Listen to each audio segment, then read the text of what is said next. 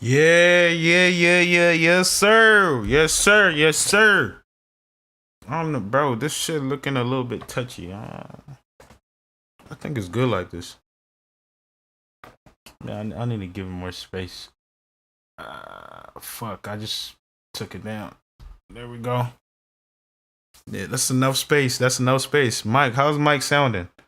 Is Mike good? Is Mike good? Mike's good. Mike's good. I think Mike's good, to be honest. Mike's good. We're gonna be playing the game. You know what I'm saying, while we watching the reaction at the same time. So we're making it work. Welcome to the Just Pearly Things YouTube channel, and welcome to the pregame. Before I start, do not forget to subscribe to the channel and ring that notification bell that we are going to be notified of my daily videos. Like the video on your way in. We have a special panel tonight, but before we get to that, a couple announcements before we start the show. The first is that we have two clips channels, Just Pearly Clips and Pearl Daily. Make sure you go subscribe to both of those. Sign up for our membership. We good. Follow me on Instagram. And thank you for 800K and thank you for 100 episodes. All right, guys, let's take a quick second. No, we're not doing that. Best grade. Okay. Introduce about you. Why don't we start? The Pringle. Let's get past the introduction. Clementine. Relationship status. I am. I like bullshit. That's a. I mean, the girl. Listen, I don't believe in no elephants in the room. Bro, we just start. They're already fighting already. There should be no. I'm just. The number one problem. Answer all the questions. Come on, tell. Truth. Simple. That's a good paradigm to start from because it's actually very interesting. This is Ragnarok, by the way. I just want a man who's honest. And then the second you're honest, she's like, let me open my chat. Exactly. It's like, well, then don't ask me for honesty. Of course I fucking lie. Thank you. So that's a good point. I agree with that one. I don't think it's the biggest problem, but it certainly is a problem in relationships today. That is a problem. The biggest problem with men today is that I think the world is becoming hyper-competitive. Most men are not aware and understanding of how quickly there's going to be a genuine shift in between those who have things and those who do not have things. Not just finances, but also female status, everything else. And it's a status game, right? And it's becoming harder and harder for men to play. Man, this shit is fucking... And that's all women's fault, of course. Because it is because women choose the winners, right? Women choose who the high-status males are. So... women pretend to give a shit about men. Of course they don't. They give a shit about themselves. And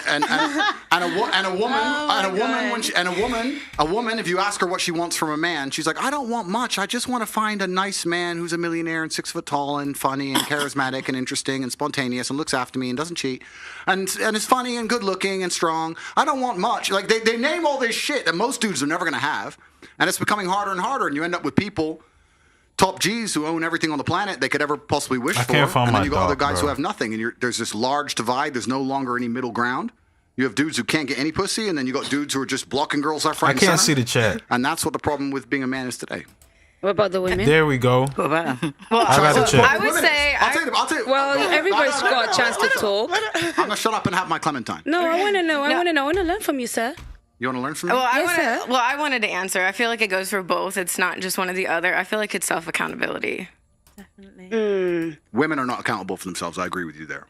Why 0%. Just women though? What it's about both. men? It's both. Yeah, it is definitely both. It is both. You're right. But society punishes men for not being self-accountable. We're good now. Society does not punish women for not being self-accountable. I'll give you an example. Stop being you're a man fucking and you're loud. arrogant and you think you're something when you're not. Trust me, society will teach you very quickly that you don't matter when you don't get laid and you stay a fucking brokey. If you're a chick and think you're something when you're not, you can run around with your ego, still get dates, still get laid, still have a fairly sensible social life. Society as a whole doesn't come along and slap you in the face with realizations. If you're a man and you think you're something you're not, it is a ticking time bomb until society teaches you a lesson. That's the difference. This is why men in general are more self-accountable, because the men who are not self-accountable get fucked up. So those who are successful are very self-accountable people. They look at themselves and go, okay, the only way I'm going to get and progress further, the reason she left me, the only way I'm going to do better, I was going to play the game anyways, and I was going to listen to... Most women don't want to do that. They don't sit and think, I have to change. They think, oh, he left me. I was going to play the game anyways and listen to this, and watch this pod, so Might as well just do both at the same time and stream it. I'm saying get 3 things done at the same time. Me because it's him, and I lost my job because my boss, and this because of this. No, you women don't look in the mirror and change a fucking thing. No, because don't forget what you're forgetting right nowadays. They can't change it because it's all about body positivity. Are you saying? They can look sexy at size 28. Are you saying Lizzo's not a 10? Are you guys trying to get me canceled? See, I'm not gonna lie. I don't agree with what you just said because 90% of cosmetic surgery is by women. Women are trying to change as much as possible. Men don't want to change. That's not taking accountability. They think that because they're a man, you're gonna be attracted to them. Is that taking accountability? Like you can't be fat. You stay at home. I don't think that's taking video games, accountability. and you expect a woman to want to fuck you. No, she's not gonna want to fuck you. Yeah, but then she won't. This is the point. And then she won't, and society will teach them a lesson. They might be able to pull off a little flag with a girl for a year or so, but in general, they're going to end up lonely. In general, they're going to struggle to find partners. I agree with you with the cosmetic surgery thing. Women are happy to change their appearance and change how they look, but they're not happy to change how they act. Most of them, they're not happy to change. No, they're not. The women are changing what the men don't care about. The men don't care about the big old lips. Yes, they do. And no, they do it. The women are doing that for themselves. Sexually, because the men don't care about it. The men would rather a woman change her stinking attitude than put on all that makeup and hair and everything. That's what the men want. But the women will go out there like, oh, I'm going to change this, I'm going to change that. If you look at a man and the man said, yeah, he's fat. The man will if he's feeling bad about himself, he wants to make something, he'll go and hit the gym. What's the woman going to do? Go and do? Get a BBL, get her lips done, put on her makeup, put on her hair, and stay the big, old, fat person that she is and say, oh, it's body positivity. The men don't even want that. And the women are not getting all this cosmetic surgery for the men. They're getting it for themselves. You can't turn around. What man wants a woman that's going to turn around, go and have an operation, and can't sit on a plane because her arse has been injected or been interfered with? She got to lie there on her stomach. Do you think the men want that? Or wake up in the morning before you got to hit the house, she's got to put on... I'm sure I worried about some of the men because they must go out with a woman. Ooh. And then when they wake up in the morning, they think, who the hell is she? The scars, by the time you take everything off, women need to change their attitudes before they change their makeup. I'm sure that even more than that, change your attitude. Because women will go out there and they would want to change this, they want to change that. All the things that don't count. If you learn to, the same way how women can go out there and learn to put makeup on, learn to cook. Learn to wash by hand. Learn to please a man. That is so outdated, that's what you need to do. That's outdated, girl. She's that girl. That's outdated. She's right. For who? I'm saying it's like we had literally just talked about this off camera when you guys picked me up from the airport when we were talking about what's the value system or the point system for a woman who cooks versus a woman who can suck good dick and fuck well. But you can cook and suck dick as well. No, but I'm saying is that Pearl, if you can correct me if I'm wrong, but quoting her was that when she interviewed people on the street, that there was more points given to something for like a sexual return, that's what they're looking as opposed to wash dishes by hand. There's a dishwasher. Why cook? We can eat out. There's a chef. People don't give a fuck about that. That's what they think. But we literally just talked about this yesterday. It was okay. I did a street interview and I asked the guys, would you rather have a girl that you're asking people who are single, people who don't like, you know, they want who are not looking for. But I think that's for more, the quick satisfaction. But I think that's more for like a one night stand. But what I'm trying to say is that if all the women out there and they're talking about, well, some of the women want to be settled down. They want a man. Right? And you got to think what the man wants. The man ain't interested in that. Look at, when you're doing street interviews, you're interviewing single people. Look at the people there that are happily married and ask them what they do. Because all the things that the women out there are doing, you can be a housewife, you can be going out, you can suck head just as good as any old tramp on the street. And keep your man and have a man. And I can say that because I'm 32 years in counting. Auntie, you can't say attraction is not important now. You can't say attraction is not important now. It is important. For you to initially, exactly. A man is not going to find you attractive and then think, because you can cook well. It's got a chef. A man's going to find you attractive and he's going to... Okay, let's ask Andrew. Would you be with a girl that's 5 out of 10 because she can cook? That ain't what I said. Oh, well, firstly, that's not what she said, to be fair. And secondly, I'd be with a 10 out of 10 because I'm top G. But to make the point, I think what you have to understand is what men are looking for in a relationship. So you did the street interview, and you're asking single people, probably young people, probably idiots who know they're on camera talking shit about good head, all this garbage. It's bullshit. what men are interested in life, not just in their relationship, but in their life as a whole, is status. I don't think most people understand, especially women, how competitive the male world is and how competitive it is for status. This is why men do everything they do. Men buy the faster car, not to drive any faster, because of status. It's why we want a bigger house. We don't give a shit where we live. It's because of status. It's why I want to go to the gym and get big and strong, because of status. Everything we do is about status. It's why I want the better jobs. It's why I want more money. It's why I want to be respected. So what's the number one thing we want our female to give us? Status. That's what we want. So she can give us status by being beautiful. That's one thing she can do. But another thing she could do is if I turn up home and I come home with my boys and she says, I'll cook you all a steak. That's status. That's all my boys going, Ross, you just been out all night and she's here and she's going to cook for all of us and she'll clean up and tidy up. Boom.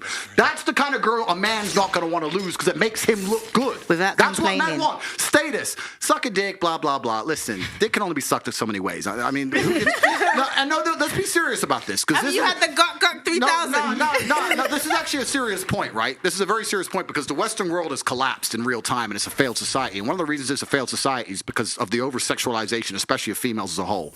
If a woman comes up to me and goes, I'll be the best sex you ever had, I am fucking revolted. I don't want the best sex I've ever had. I want you to be pure and a virgin. You should know what sex is. Cook my fucking dinner. Shut up. Don't come and talk to me about fucking sucking dick. It's vile. It's disgusting. I don't want to hear that shit. Can I say something? I don't want to hear that shit. What I want is a woman who makes me look good. No woman who's running around talking about sucking dick can make me look good. So I lose interest completely and utterly. And that's Makes the truth. Sense, bro. I mean, you're talking about wifey. These are old school things, but it's not about the act. Yes, you can order food, of course. It's about the status that comes with it. And I feel like when like I understand where like the red pillars are coming from because it's like you're talking about like, you know what I'm saying, the 1% type of guys, bro. It's not just any guy, you know, not just any guys cheating on their girl, you know what I'm saying? I don't understand that. I feel like when you're trying to argue, whoa, we're back to this place. That's crazy. You're trying to make that argument. It's usually the people who are like worried about it. It's like the regular guys. So it doesn't make no sense. It's mostly for the people who got the, like, you know what I'm saying? You got 200 mil in the bank. Then you can, you know, who's going to tell you can't cheat? That's what it's about. Sagittarius, spoken like a true one. That is true. My man's a Sagittarius. Zodiac signs, bro. My man's a Sagittarius. So basically, it's a straight shooting sort of conversation. But I think that sometimes we get distracted and we talk about the bicker between men and women. I think that the problem that men and women have is the consequences of the bad decisions that the 1% of powerful men make on our behalf. Because our problems are on a societal level, less than between woman and man. That is why there's a lot of competition between men, this chase for status that they will never get. Why is that the fault of the 1% of men? Because they're the ones that drive the machine that runs this. The West it's always been that way. Yeah, but then think about the men that are at the top now, the corruption and everything that's going on. And this is why it feels very good to sit next to somebody like you and just say, do you know what? I appreciate that you say things that are really true. You expose a very toxic truth and a very true truth as well that is out there. But the reality is, on the trenches, when you go to the grassroots, people don't feel the way that you feel. It's not as simple as what you say. They are victims of this system. So my job here is really not to try and make it about men and women. It's to make you understand that actually we need to start changing the narrative. You don't want to make it about men and women because they're both messed up on either side. Because then women look bad. No, because it's about everybody together. Women have their traumas, men have their traumas. I'm not here to fight against men and women. That's small. I understand what you're saying. But the idea that this 1% of men have created this terrible society. I talk about that. I talk about the Matrix. I talk about these things. But it's always been this way. It's always been a small elite group of men who are in charge of the world. And unfortunately now, we're fighting battles in different ways. The days of old, a man proved his worth by going to war. Basically, every man at any point in his life was going to end up going to war, and he came back victorious, he came back with honor, he got himself a wife. That's how it worked, right? Yeah. Now men don't have to go to war as much, depending on where you live in the world, and it's slightly different, and we fight our wars in other ways. And one of the true expressions of testosterone and trying to really express your ability and your combative ability now in the modern world is power and influence. So in the olden days, you go to war and come back with a ribbon. Nowadays, you got X amount of followers, you can move the world with money. I can bend reality with money. Please understand, if I walk into Jimmy Choo, they lock the door. No brokies allowed in. Tate's here, and I buy whatever the fuck I want. There's lines outside because I'm there. I bend the world with money. That's how the wars are now won. So you're talking about high status males, and it's always been that way. Now you have a whole contingent of men who aren't dead. Okay, they didn't die in a ditch, but they're lonely as fuck jerking off. And that's the reality of it. And women don't give a fuck about them. And why should you? I'm not sitting here actually shitting on women in any way. I think women have a biological instinct to a degree to try and find the best mate they can because it gives them the highest chance of survival in the harsh realities of the world. And if they look at a man who's not capable, they just don't feel an attraction to him. And most that's the bottom line of it. Just and that's why I'm largely misunderstood. I don't blame women for a lot of the problems. Women are guilty of certain things, but I have a massive amount of blame to place on men because there's so many men who are genuinely incompetent. If I was a chick, I wouldn't fuck these losers either. Like they're losers. So it's hard. Balance. I love it. Do you know what I don't understand? Why people are always going for the 1%? All the women want to rush for the 1%.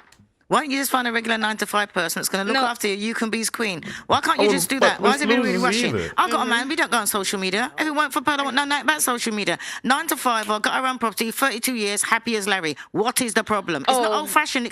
It works. No, Auntie. Let me clarify. When I meant 1% is not the 1% of attraction. I mean the actual people that are in charge of the things that run the world the way that. What I'm trying to say is that it's always been an umbrella we've lived under. But the and then difference functioned underneath it. So why is it going to affect me? I'll explain why. Because as Sir Mr. Andrew King Tate said, like that.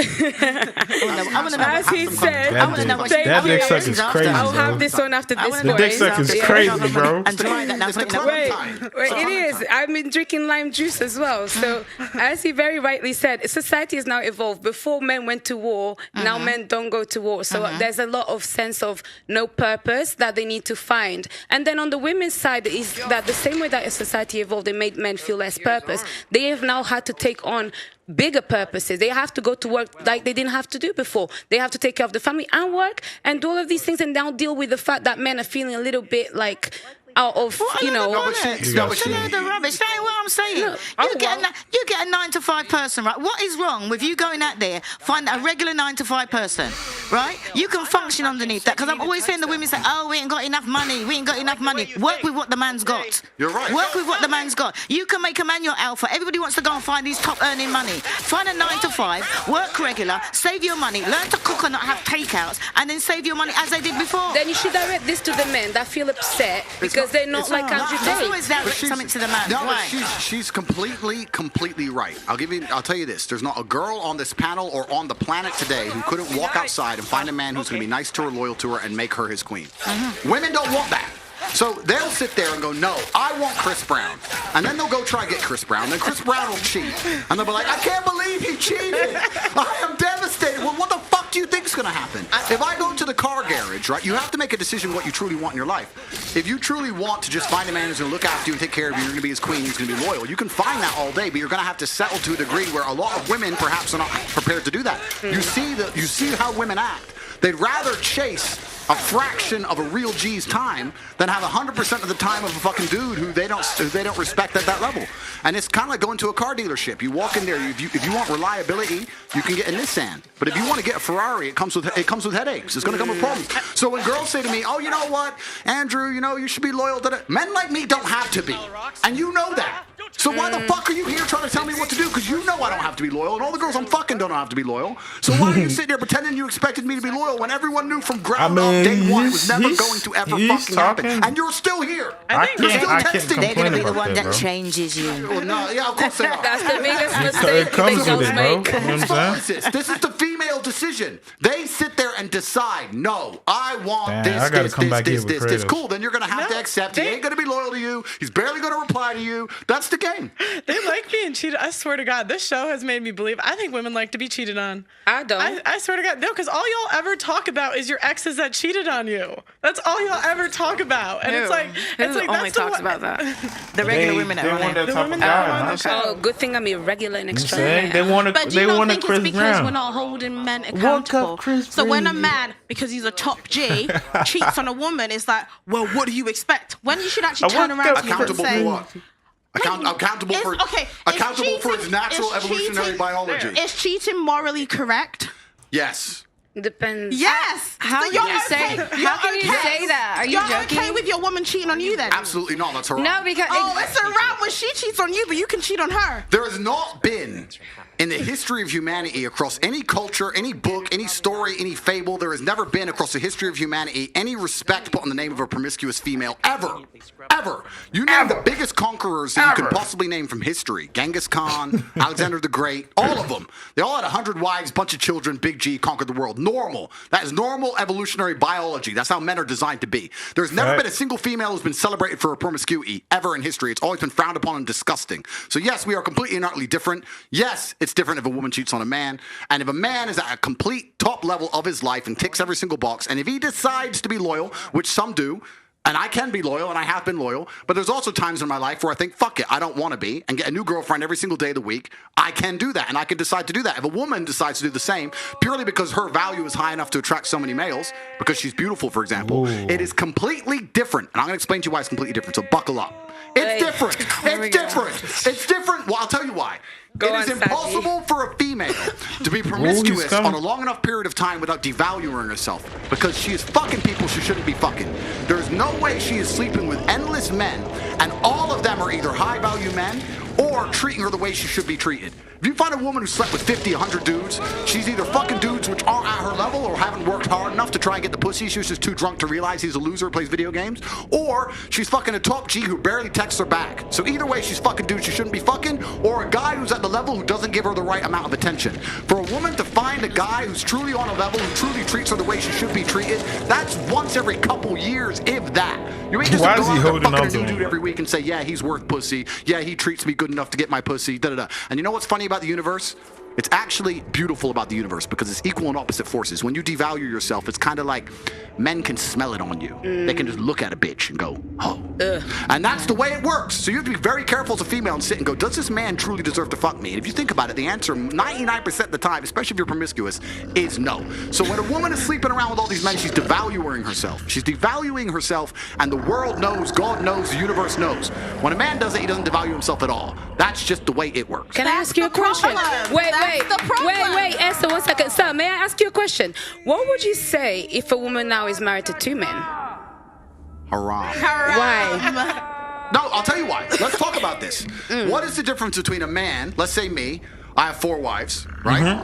What's the difference between a man having 4 wives and a woman having 4 men? You can impregnate the 4 wives at the same time. You can impregnate the 4 wives at the same time, and we know who the parents are, right? So let's say you have 4 pregnancies, can a woman do that? Who the mother is because she's carrying the baby, and you know who the dad is. Has there ever been a woman like that? If you had a woman with 4 men and she gets pregnant, who's the parents? What about if the I'm asking. Okay, I ask, what if they're different races? One white, one black. You don't know. Answer the question. You don't know. Now, modern science can come along and maybe fix that for you, but that doesn't mean it's not wrong in the eyes of God. The idea of having a family, the idea of a child being born, one of the baselines for a new life to come onto this planet is for at least to understand who the 2 people who made it are. At least. If you have a woman fucking 4 dudes, you don't even know who got her pregnant. So may I just say, disgusting. Wait, have you seen the twins that had 2 different dads? Oh yeah, I saw that. May I just say something then? So if that is the case, yeah, if the one thing that you're meant to have is you, at least you know who the 2 people that put that child on earth are, then that's why promiscuity for men is also a problem, because they get women pregnant. Sometimes they don't even know they have children. That's haram, no? No, it's completely different. It's different because you have to understand, I'm talking about humans. You have to look at humans from a societal perspective, but society has changed, right? So let's say 200-300 years ago, if a woman got pregnant, she needed a man to survive. I see. If that man didn't take care of her during pregnancy, she was going to die. She couldn't work a job. She couldn't hunt, couldn't fish, whatever, right? A woman literally needed that man for survival. So if you were to come to me and say, I'm pregnant, but you've been fucked by 4 different dudes, I'd be like, who says it's mine? Why am I looking after you? None of them want to look after her. She will literally perish. This is why in most of the world today, still today, virginity is so coveted, and throughout all of history it's been so coveted, because that's the only way to ensure paternity. She's a virgin, I know that's my baby. She ain't a virgin, prove it's mine. Outside of this modern science bullshit, Shaitan, the devil we have here in the West, in most of the world today, without virginity or at least a low body count or at least anti-promiscuity, you can't tell that that's your baby. So it's a completely different thing. You're looking at the idea of a woman being pregnant and coming to a group of men and saying, one of you has to take care of me and put up with me when I'm fat and moody and annoying and I need my bills paid. And all the men are going to sit there and go, no, fuck no, prove it's mine. You can't prove it, bounce. Where it's different. If I get 4 women pregnant, we know the deal. Okay, so let me ask you a question. So obviously back then for survival, women needed a man. Otherwise, when they were pregnant, they could die and all of these things, they would perish. In today's society, given evolution, given the fact that as women we can go and get, Yeah, but I'm not saying that. Isn't there a glitch between what is actually happening and the nature of what we have in our bodies? I think that's probably the conflict that we're having right now. Glitch in what way? In the sense that women don't feel like they need men in the most physical sense, perhaps right. Naturally. It's very interesting. Women don't feel like they need men in a physical sense because life is soft, but it's bullshit. And it's bullshit because you still need men by proxy, one, and two, the second life gets difficult, you very quickly learn how much you need men. But women will go, I'm independent, I don't need no man because I have an OnlyFans and men pay my OnlyFans, and if anyone comes up to me, I'll call a male police officer. I don't need men. Shut up, you fucking idiot. Of course you do. You just named your whole life is based on fucking men. The road you're driving on was paved by a man. The house you're living in was built by a man. The car you're driving was designed by a man. Your whole life depends on men. And the second anything bad were to happen to you, the second you were physically threatened, or times were to get hard, or war were to start, or famine, or riots, the first thing you do is find a big strong man, shit yourself, and throw the feminism out the window. Feminism goes out the fucking window the second that the snow needs shoveling, or there's a fucking broken down car, or the tire needs changing. Then all that crap vanishes. It's garbage. And this is the very interesting thing. I'll make a point here. Said, which you need to cancel it again, but I don't give a fuck. I beg. But this is the point. Feminism in and of itself can't be defended. The point of an idea is that it can be defended by the people who believe in it. This has been the whole point of war since the dawn of time. It doesn't matter if it was the Christians against the Hindus. It doesn't matter if it was the Germans against the French. There were people who had ideas and ideologies, and they were prepared to fight each other to defend their ideology. Feminism is an ideology which cannot be defended by feminists. The only people who could defend feminism are the men who subscribe to the garbage. If all the feminists were to get in a line and say, we want feminism, and the conservative men were to get in a line, you would learn very quickly it's bullshit. I had a friend in Afghanistan when Taliban kicked America out. And he told me, the Americans were telling the girls they could go to school. So they built all these girls' schools, and they put the Afghanistani Defense Forces there, and they funded the Afghanistan Defense Forces to protect these schools. You had American satellites, you had night vision goggles. Taliban were afraid to attack. America leaves, now you have Afghani Defense Forces. They're basically blind. They don't have satellites anymore, don't have night vision, whatever. So now it's a real war. The men are standing next to this girls' school. The Taliban are coming. You're some dude. You're standing there, and you're looking at this girls' school going, I don't really give a fuck if girls go to school. Bounce, and you didn't fight. So that's why they all gave up and Taliban took over so quickly. And when I said this, the girls like, yeah, they should have fought for us, feminism.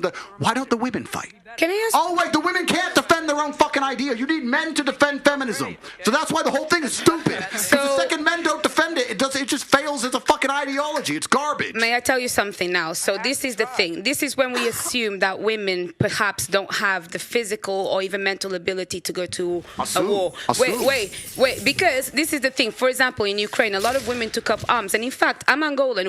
I'm Angolan. I'm Angolan. And don't lie. Listen. To the people at home. Wait, don't worry. I'll talk about my personal story.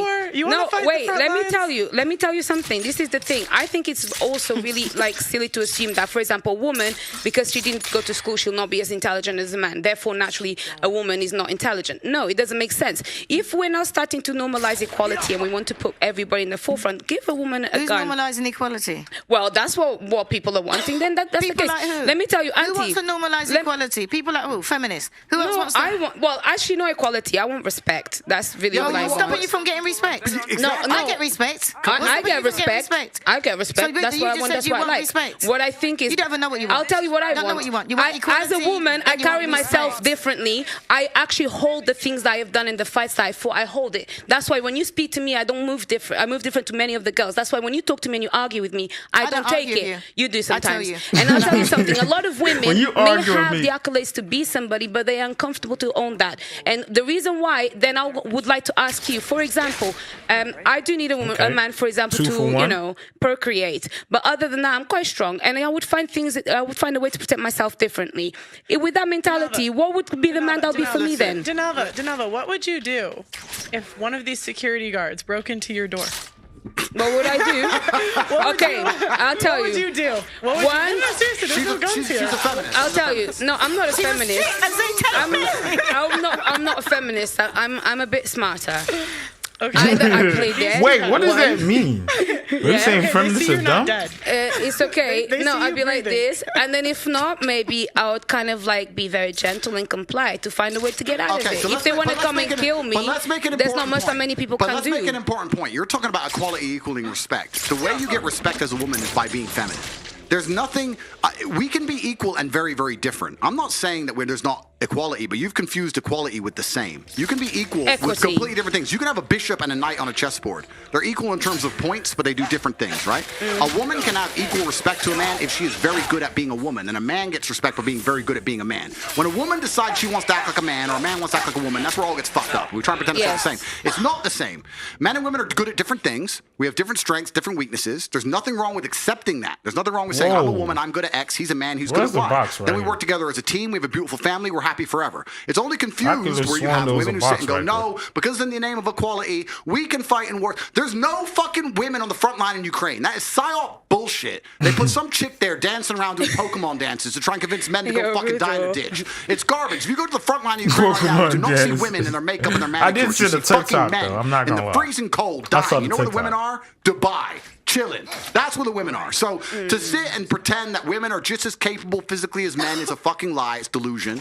To say that you're as strong as men is delusion. You are good at other things. You're better than men at a lot of things, but it's not the physical world. And the unfortunate reality about life, this is what we're saying when I was saying earlier that feminism goes out the window when things get hard. The harder the world gets, the closer it gets to the baseline of humanity. The unfortunate baseline of humanity is violence. Wow. That's what happens.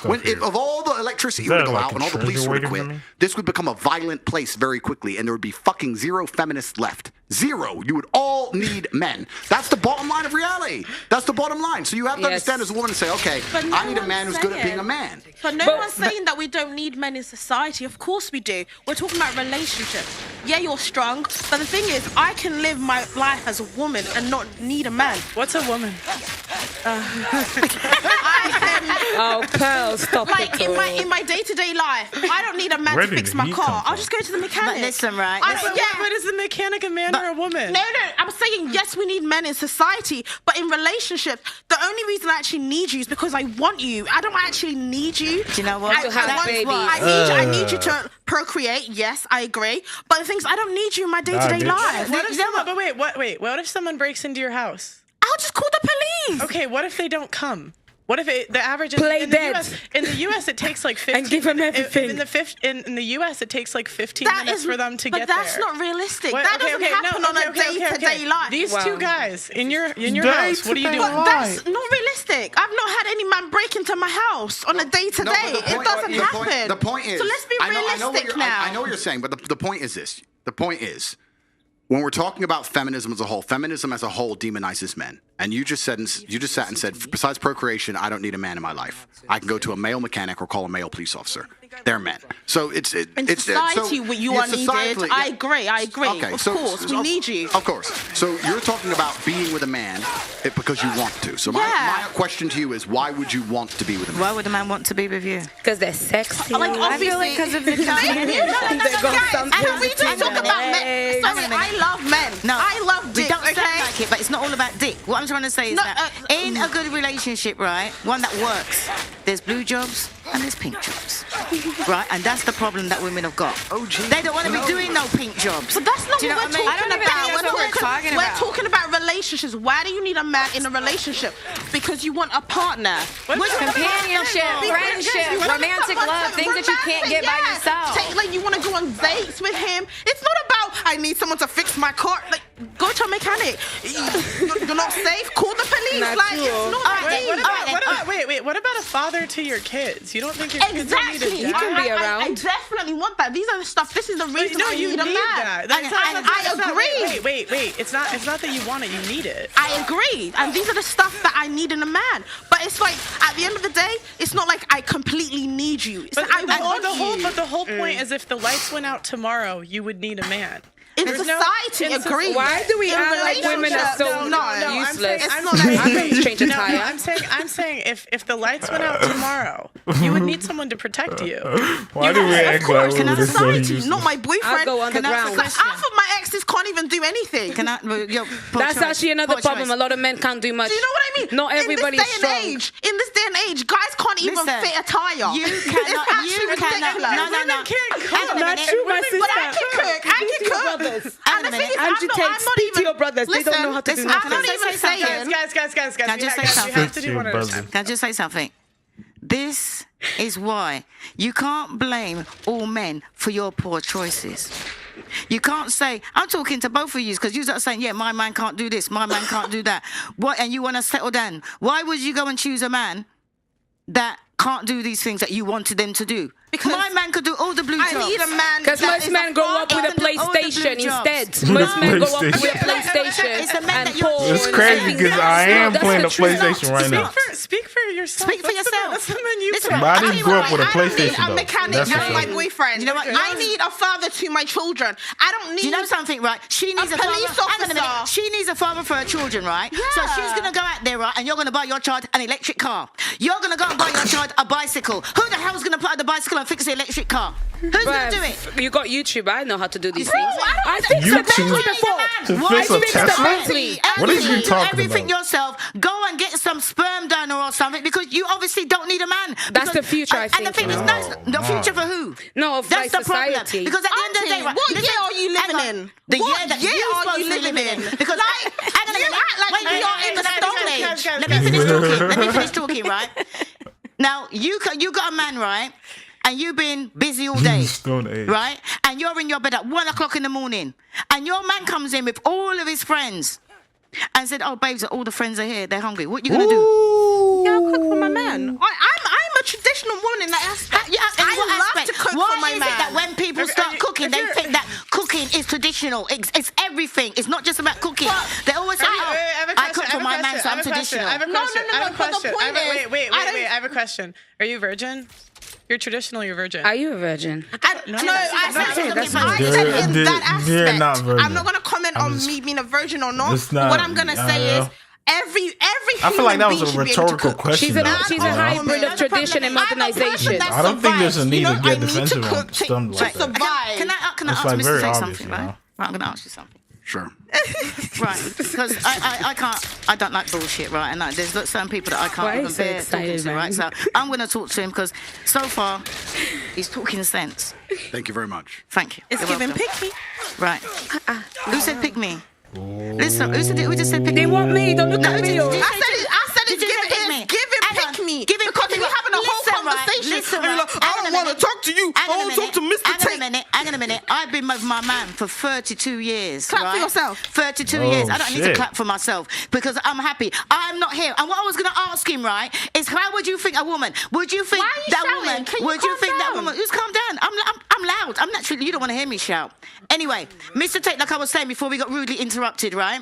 Now, is this your idea of a woman that you think deserves a man? I'm here, single, but I'm looking.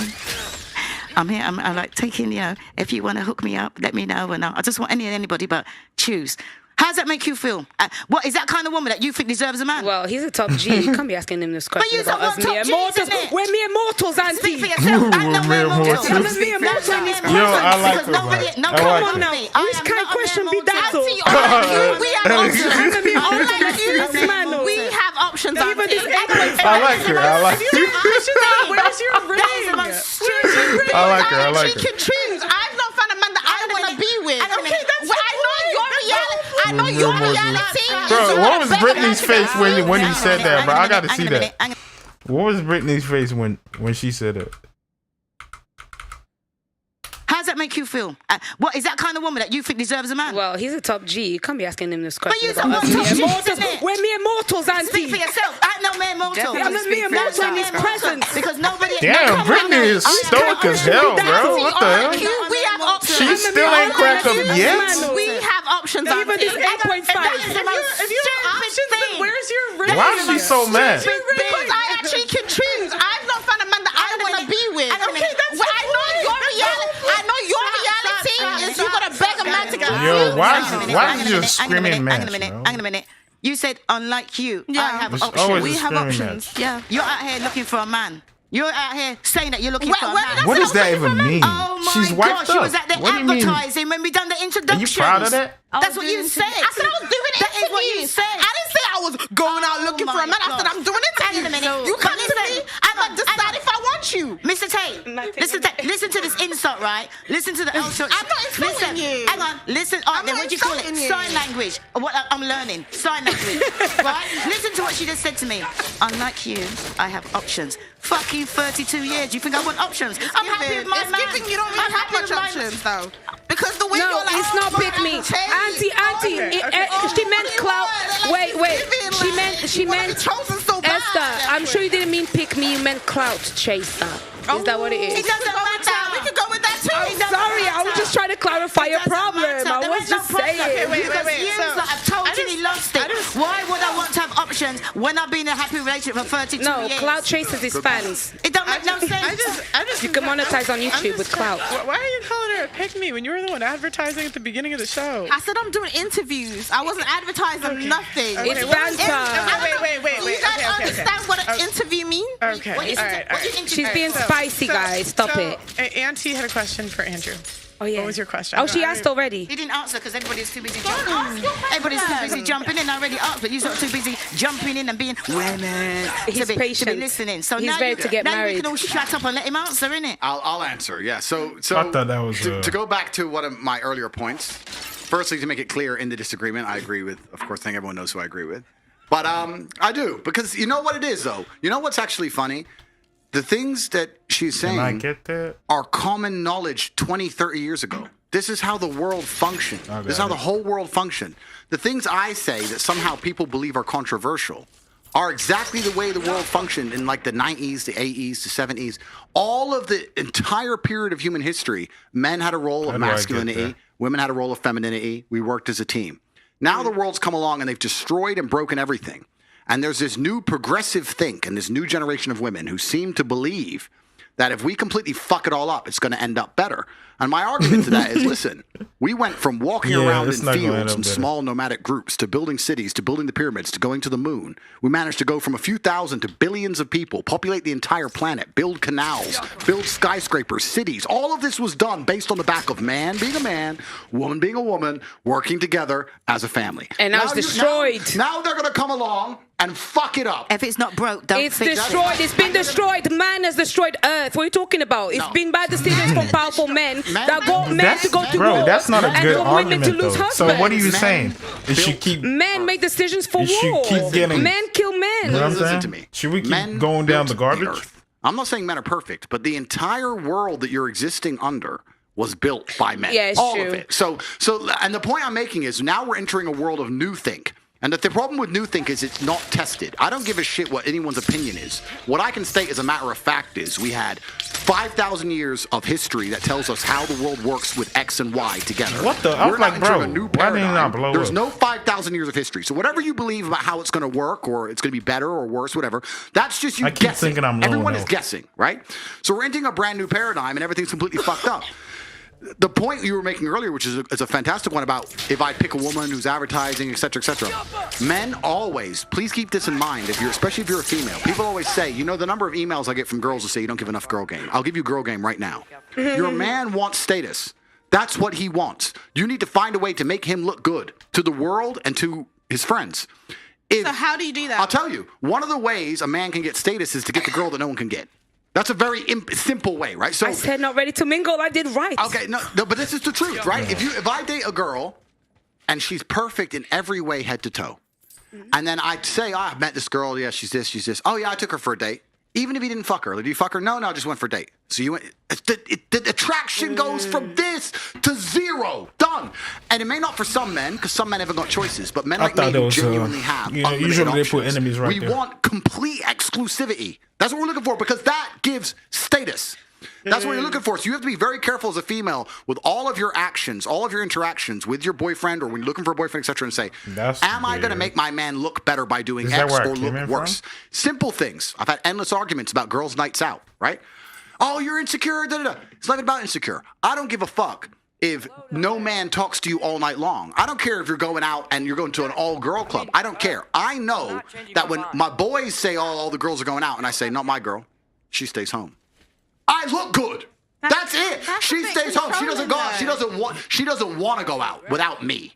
That's status. It's not about the night out. It's about the status of being the man in the house. That's what a man wants. He wants respect. He wants to be the man of the house. I say she stays home. She stays home. Big G. Boom, boom. That's what we want. Can I ask you something? What about what does the woman want in your eyes? What do you think? And what's the game you give for the boys? I'm going to tell you, but before that, I need another Clementine, and I need to give half to our friend here because she just rolled her eyes at me. And I'm perspicacious. I notice everything. She doesn't realize that I'm a ninja. Finally, bro, he called it out. I'm like, yo, what the hell? That's why you I'm going to give her some of my Clementine. Bro, she's not like, it's like she's not even here, bro. Would you like some Clementine? She hasn't talked the whole time. I think for me, it's like... I asked you a question. Would you like some I would love some. Yeah. You want some Clementine? Yeah. We're going to hook it up. Okay. Clementine's coming.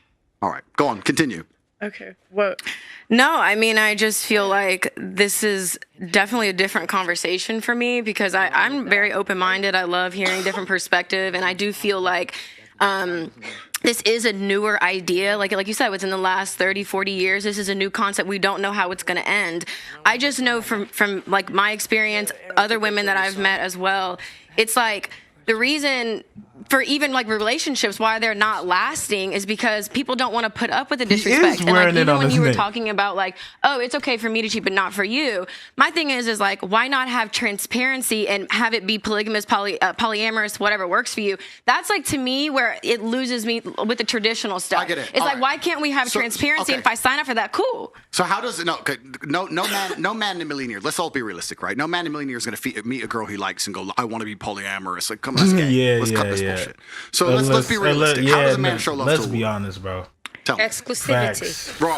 That is how time, resources, and something else. Time, resources. So that's a good way to start. So sexual exclusivity is how a female shows primarily that she's interested in a man. He's the only man who has sexual access to me because I can get pregnant, and this man is the only man who can do it. That's how it's done. A man, yes, I'm not saying all men can cheat. I'm not saying all men should cheat. I'm not saying that. I'm saying that if I truly love a woman, she won't sit there and go, he shows me his love because he doesn't fuck anyone else. She'll sit there and go, he shows me his love because my bills are paid, I'm in a Bentley, I fly private, I go to Dubai anytime I want, I have a Chanel bag. And I'm not talking about just money. I'm talking about resource and a lifestyle as a whole. This is not just me. This is the world and most of the world today. If you go to Moscow and you find a big G, a rich guy, right? He has his wife, she's pushing a Bentley, she has the kids, she's living in a mansion, whatever. When he goes to the club with his boys, you think he ain't with 19-year-old strippers? Of course he fucking is. Can I ask but she's just like, whatever, don't care. I'm the one who has the money. Don't give a shit. So you have to sit there, and to a point, you have to sit and analyze the difference when you're saying disrespect. If you're gonna go through life as a woman and say, I only care about the sexual exclusivity of my man, then what you're gonna end up doing is having a bunch of failed relationships and fucking loads of dudes. Okay. There has to get a point where you go, you know what, this guy ticks so many boxes. Once a year, twice a year, he's out with his boys, does some dumb shit. I'm just gonna pretend I didn't notice because my bills are paid, I'm looked after, I can tell he cares about me. If I have a problem, he's gonna fix it. He's ticked so many. That's the smart female move, as opposed to go, I don't care how good he is to me. He fucked that bitch once, so I'm gonna leave and I'm gonna get another man who I don't love who'll fuck another bitch anyway, and then I'll get another man who I don't love who'll fuck another bitch. So end the cycle of dumb shit. Can I have but more mild examples though? Wait. I have a question. Is there ever cheating that's too far? Like, so if a guy cheats on a girl, is there ever a point where there's a lot of cheating. There's completely a lot of cheating. So like if he knocks up another on any level, we don't matter like first things first, how I'm a man of my rich word. you are, I think I'm a liar. So here's your Clementine. 53 trillion in the bank. You can't embarrass your woman, I'm a gentleman. Right. So obviously, I'm not saying blatantly disrespect your woman. Right? She's your woman. She's your queen. She's the most important thing in the world to you. She needs to be treated in a way that she feels that. Right? But it's unfortunate because I keep tying back to this baseline point. But the reason I keep going back to this baseline point is to try and explain to everybody at home how simple the world can be if you go back to the baselines of it. Why do men cheat? Most women don't know. You'll see them all the time. Why do men cheat? Oh, because men are just stupid. And why do men fuck girls uglier than their main chick? Why do men do all this stuff? Do you know why? I'll tell you why. Let's go back to the first thing I've been saying this whole time. Status. Yeah, that's my chick. She's home. Took this one home. Yeah, I got that one. She's chasing me. Status. But it's stupid to females. I get it. But that's the male world because sexual access is an easy indicator of status. So that's one of the reasons they do it, right? So you have to go back into the baseline of why men even cheat in the first place. I'm telling you, if you're a woman, the smartest thing you can do is look after your man, make him not want to cheat, be perfect. But there's going to be a time across a 20-year marriage you might just need to be a little bit blind. A little bit. just a tiny bit. Just don't look at his phone. So and you'll be cool. You'll be cool. Just make sure the bills are paid. He does his job as the man. What if you can pay your own bills, though? But this is it. We'll talk about that in a second. But I'm not saying allow this for some fucking Joe Schmo. I'm not saying let some fucking loser pick you up, lock you down, and go cheat on you. Right. I'm not saying that. I'm saying if he's a G and he's doing enough of his other jobs. As for you saying, what if you can pay your own bills, then what's the reality you face?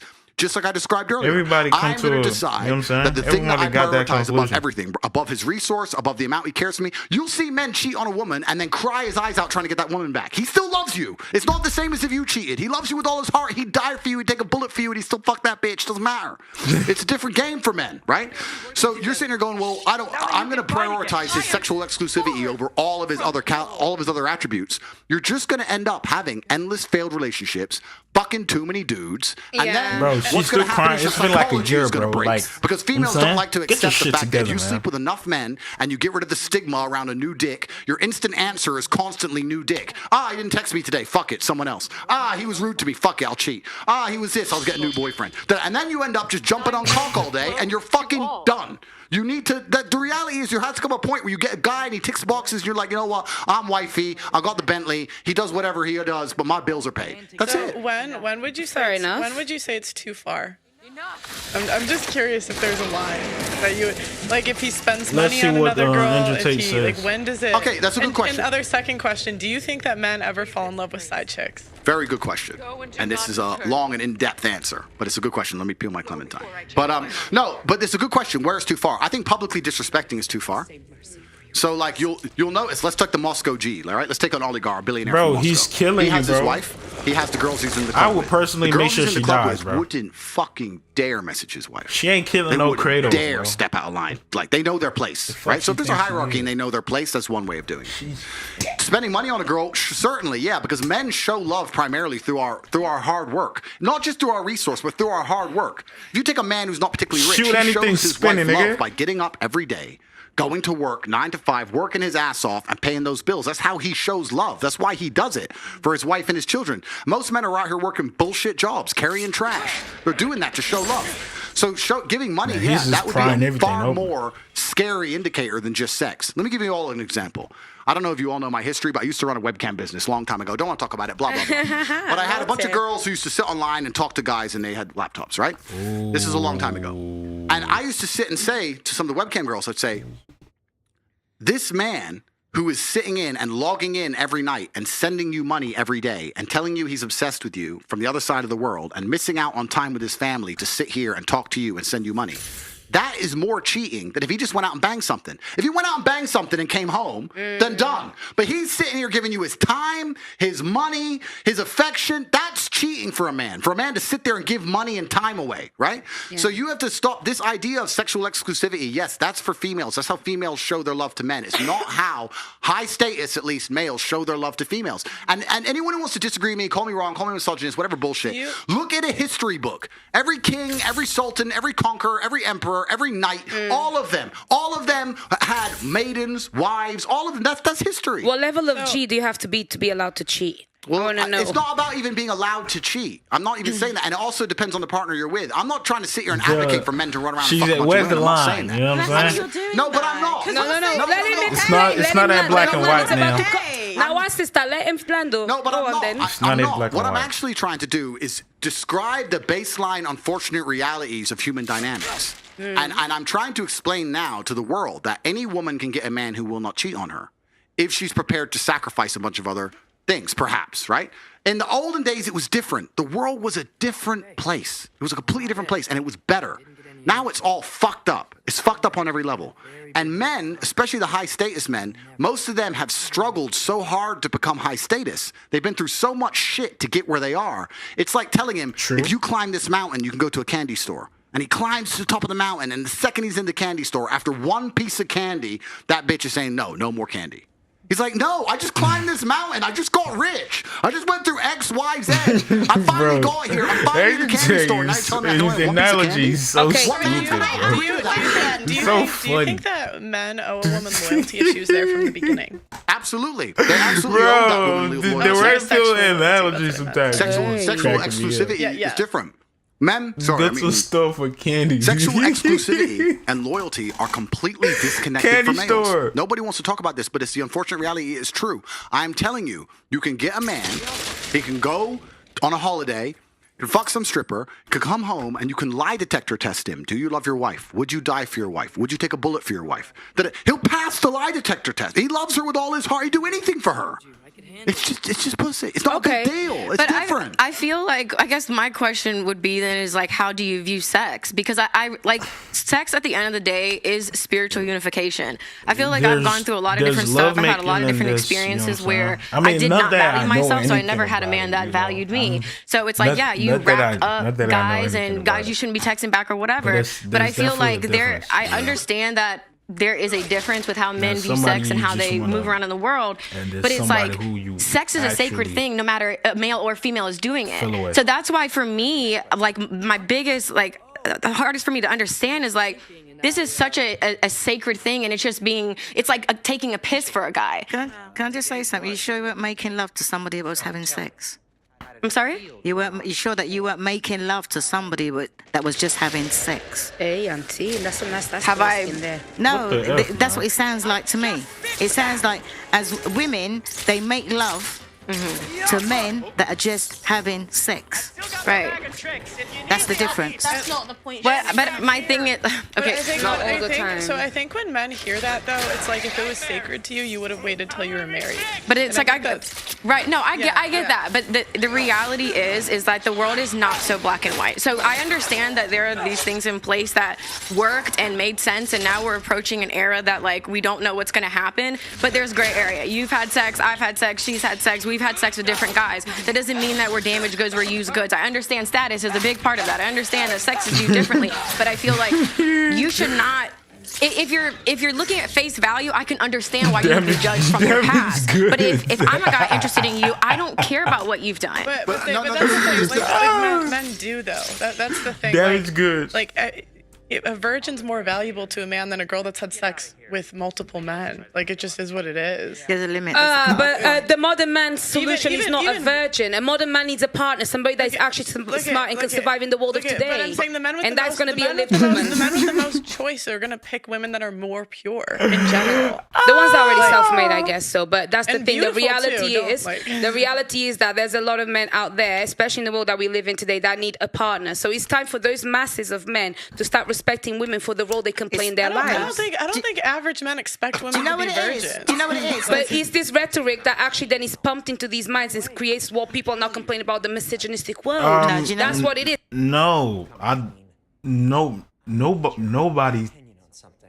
I don't think anybody goes out there modern day marrying, looking for a wife to marry and is thinking, oh, she's a virgin. At least not in the United States, of course.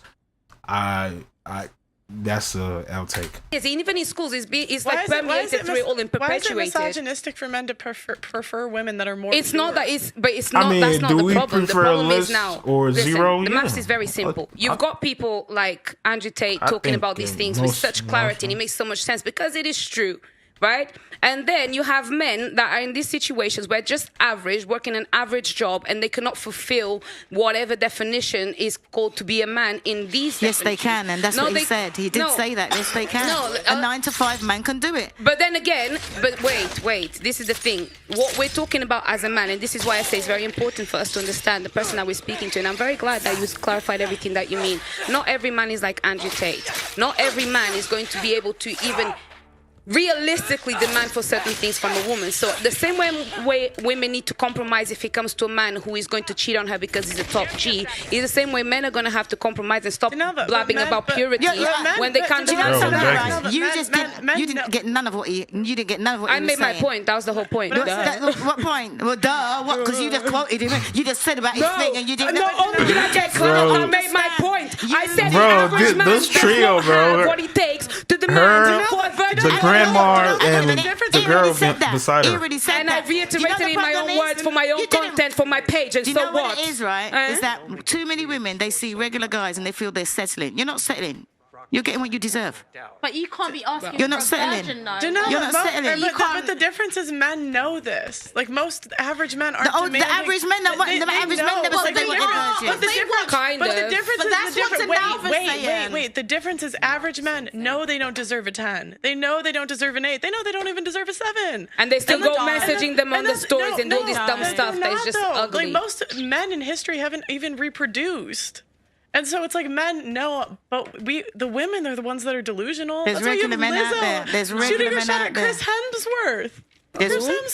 There's regular men out there. No way, bro. Yeah, but can I just say, people are watching Tate, not understanding that Tate is part of that 1% of success women, and they think that they can demand the same thing. But I think deep down, like people know their worth. I understand the point you're all making, but let's understand something. To the sexual marketplace, females have always been, and still to a degree, are the gatekeepers. It's men will, you can think about it in a very simplistic way. This is not the case. But let's simplify it for the sake of argument. Imagine men will run around and fuck anything, and women are the ones who say yes or no. You are the gatekeepers that have all the power. And this is what's actually truly interesting about the sexual marketplace, because whenever women go, there's not enough good men, then why are you fucking, of course, why would they be good if you don't make them be good? You're fucking losers. That's a good point. So women. So you're talking about. I'm saying that a man at a certain level can't do certain things. If you were with Joe Schmo and he wasn't treating you the way you believe Joe Schmo should treat you, then why are you with him? Leave. Sis, leave. Like you women have the gatekeeping. So if you get Joe Schmo and he treats you like you're his queen and treats you perfect, good. If you get a fucking guy at the absolute upper echelons of value and you still aren't happy with what he's giving you, then leave. Women are the gatekeepers. Women actually have all of the power. This is what's beautiful about the whole thing. Yeah. Women are constantly complaining. You have all the power. You're the ones who get to choose. Do you know who you should be mad at for all this shit? I'll tell you who you should be mad at. Do you know who threw away all the female power in the sexual marketplace? So you need promiscuous females. Because now you got chicks who will bang anybody without trying. So why should a dude get up and try? No, do you have any idea how hard it is to actually be? Let me make this clear. Go on. I can't look. How hard it is to actually be, no bullshit, a man. And I say this and women go, oh yeah, dude, that. As soon as most women encounter any kind of problem, the first thing they do is turn to a man. Their man, their dad, the mechanic, the police, a man. If you actually put a woman in front of a problem and go, no men, they're like, that's where we came from. Fuck. It's a mental breakdown. Men, day after day, especially if you're a high-level man. Let me make it something clear from my life. I'll talk from personal experience. I'm not just looking after me. I'm not just looking after my chick. I'm the guy in about 300 people's phone books that they call when anything big goes wrong. You get arrested in Russia, you need extraction from Ukraine, you need $1 million, whatever it is. Kazakhstan, my life abduction, is a movie, they call man. me. I'm the first phone call. I'm fixing 400 different lives. I'm a problem solver. Chicks can't fix fucking any of this shit, right? This is how hard it is to be a man. And it's amazing. That's literally why the society right? expects it of you, but so do women. Leader of an organization or something like that. You were a man and you went to your man and said, oh, I've got this problem. I can't fix this. It's broken. The car tire's broken. And he went, I don't know. You would dry up. Like, you'd be like, well, fucking, what the fucking point are you? That's the truth. You could sit here and go, oh, we'd call a mechanic. No, you wouldn't. You'd look at your man and go, what do you mean you can't fix it? I'll do it myself. And this is what she's saying about your man will get up and go, and you know what's beautiful about masculinity? A bunch of times a man will go up and he doesn't have a clue how to fix it himself. But he'll go, don't worry, baby, okay. And he'll stand up with no money and no clue, and he'll go out there and fucking try and find a way, because as a man, you need to be useful. It is so difficult to be a man. You have no idea the amount of pressure that we're under from society and from the women we even want to associate with. On a whole, it's difficult. So you have to keep all these things in mind. It's hard. But can I ask you a question? You see what you just said about, the top G, that if they had money, you can fly planes and fly that. Drop it down to if you were earning, like, say, 50,000 a year. Yep. Couldn't you be that same person amongst your peers? 100%. That's what I'm trying to say. 100% Where are you coming and also, you have to. Money doesn't make you a top G. No, money is an amplifier. So that's the first thing about money. Money amplifies. Men can make money. Money does not make men. If you're a dork and you get rich, you're a rich dork. If you're a G and you get rich, you're a top G. Right? So that's the first thing about money. And I agree with you. But traditionally, and this is the baseline, and once again, when I say these things, I'm not looking to be attacked for being misogynist. I'm just commenting on how I view the world and how I see things. Traditionally, a man primarily gives his attention to a female to get sex, and she gives him sex back to get the attention. That's the swap, right? So if I'm a dude and I want grown-ass sex man from a girl, playing kid I give her games, attention, bro. Like, I talk to her, I hang out with her, I spend time with her, eventually I get the sex. That's how it works. But the higher value you are as a man, the more valuable your attention is, the more valuable your time is, the less you have to give. It's like potency, right? So I can give 5 minutes to a chick, and that's worth 2 weeks of some other dude's time. But that's the reality. So where you are on the scale is just basically how much of your time you have to give. Now, you can still give all your time to a woman, treat her like a queen, be respected by your peers. She can be happy with you. I'm not saying she will be any. In fact, I'll argue she'll be happier with that man than she'll be with a fucking guy like me. I'm not even out here saying I'll make chicks happy. I'm not even saying that. I'm saying that she'll get the amount of time that she's going to want from that man. The amount of attention is linked to his status. But at a true high-level status of man, it's 2 DMs. That's weird. 10 seconds. 10 seconds. 10 seconds. Done. This kind of leads into my next question. All right, guys, let's take a second to hear from our channel. No, we don't want to hear. Actually, shout out to the channel, but like, this is the second ad about Virtual Shield right now. Again. Oh, look at society, and you tell me. Ask me. Wait, so let's ask. You know the single ladies. What would you prefer? I would prefer someone who's monogamous. I left a situation where I got the Bentley, I had all that, I had the kids, I had that. That was great. I want a companion. I want real love. And to me, what monogamy means to me is someone who's committed to themselves. That's like, the answer is within you. And to be honest, I feel like, again, like the sex has been lost in translation and what it means. I don't care, man or female. It's been lost as it's so sacred. So for me, I have kind of taken those blinders off where I'm like, okay, he has to be here.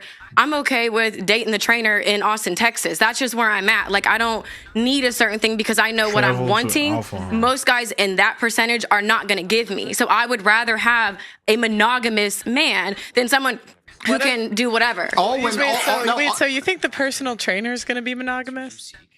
They're like known for cheating, no? Well, I mean, here's my thing. Like, I get it. Like, I don't generalize people because I'm one of the most misunderstood people online as well, and I feel like there's a lot more. Hey, are you sure about that?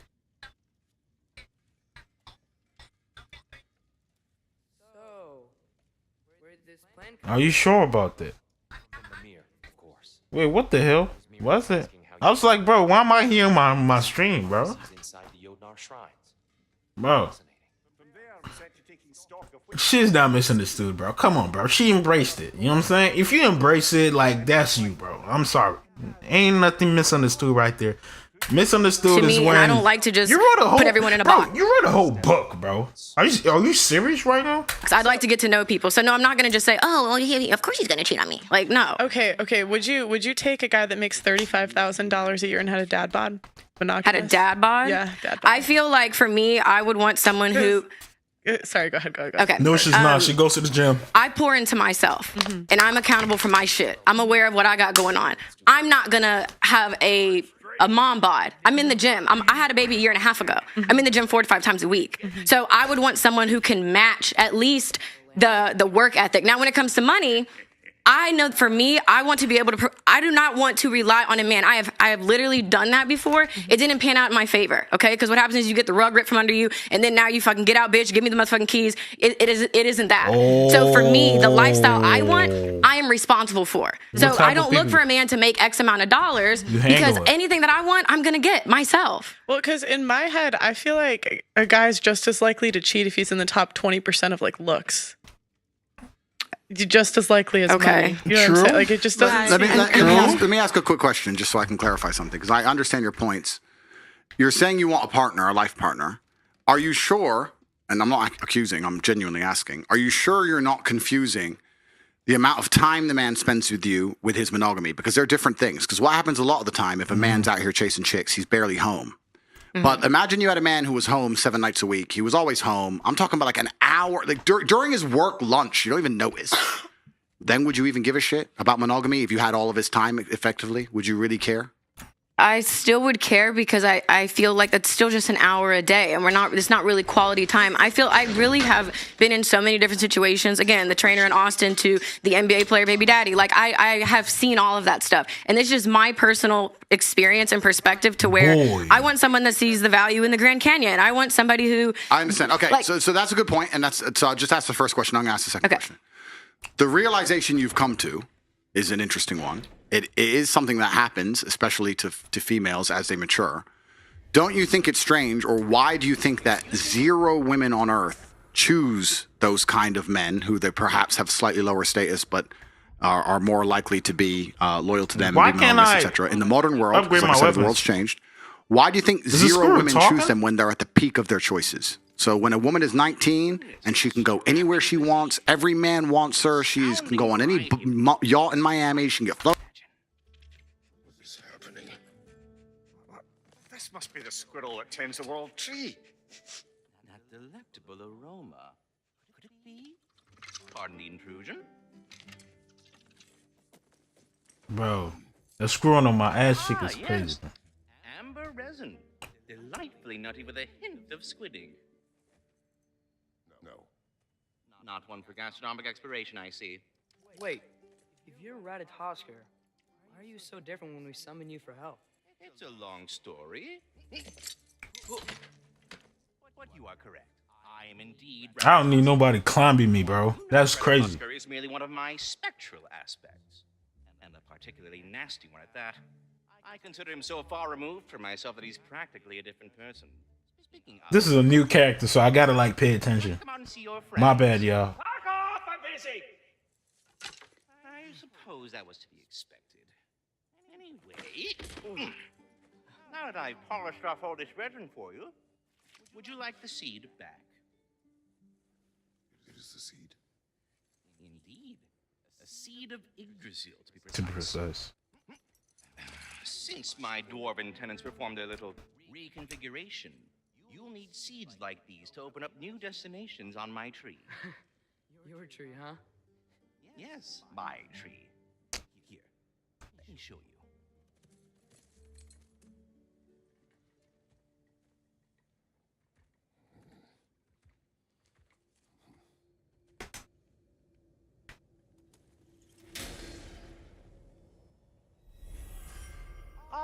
Alpha, huh? That's why good Master Brock needed an alpine seed.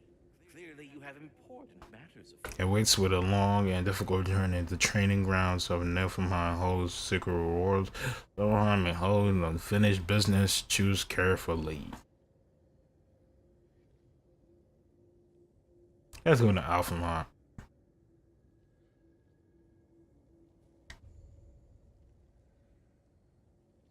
Okay.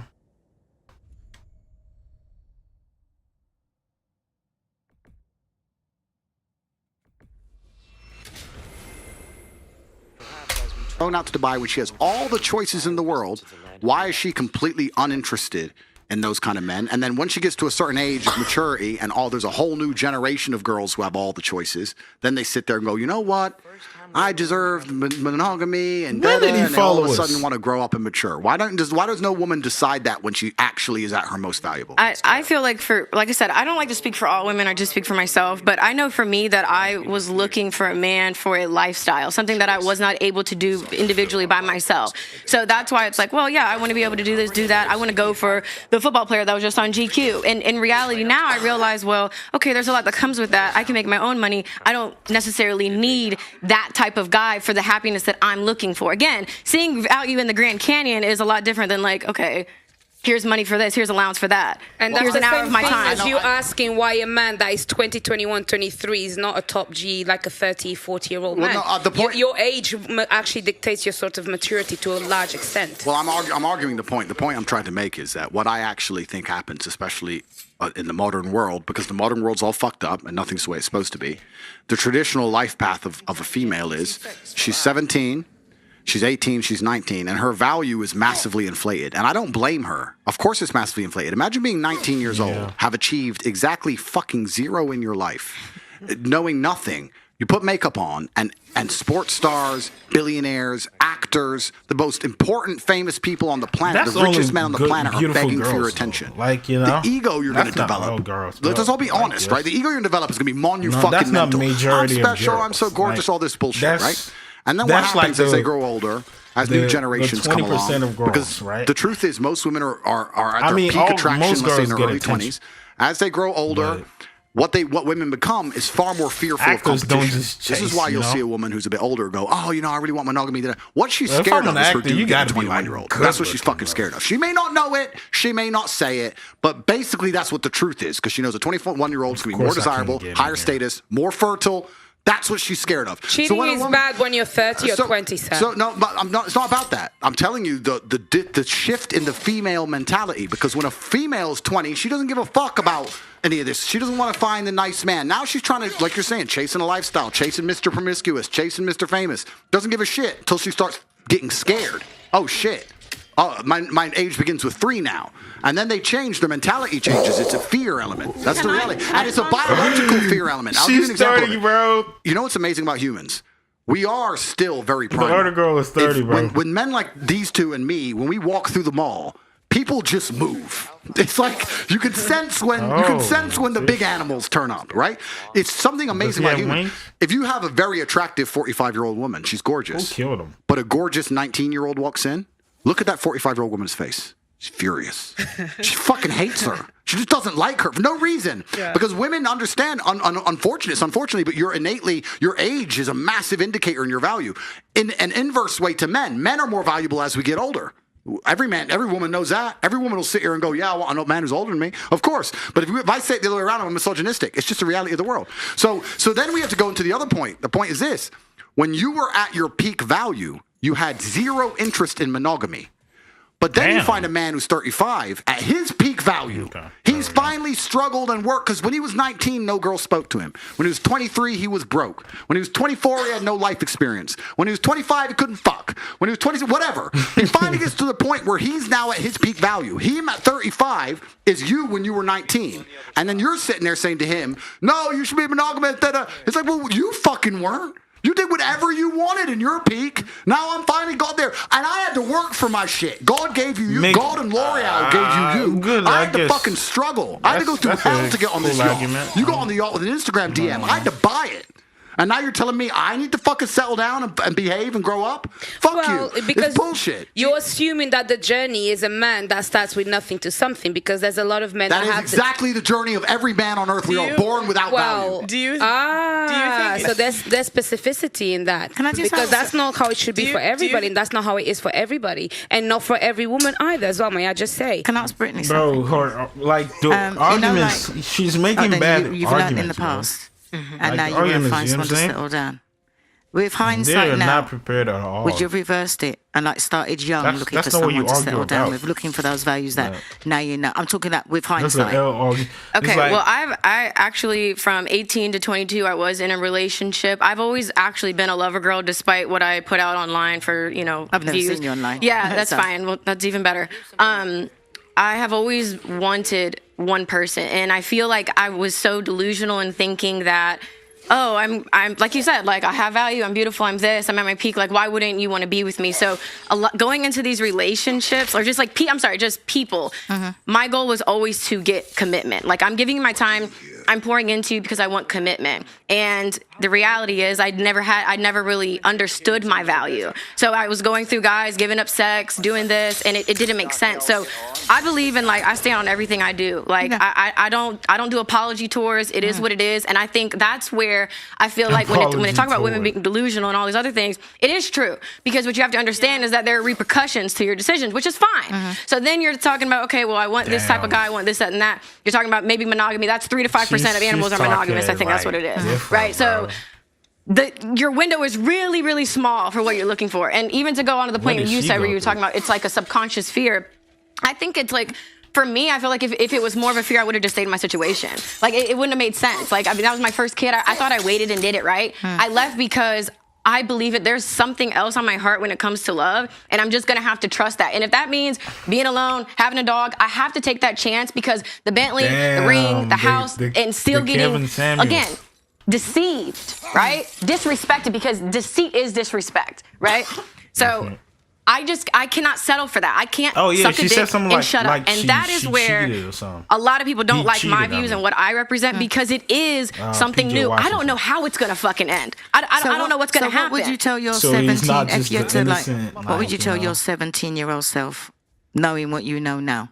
Looking back and you had to meet yourself at 17, what would you tell your what would you tell yourself? Like, lock it down and wait for the right man, don't have sex. What would you tell your 17-year-old self? That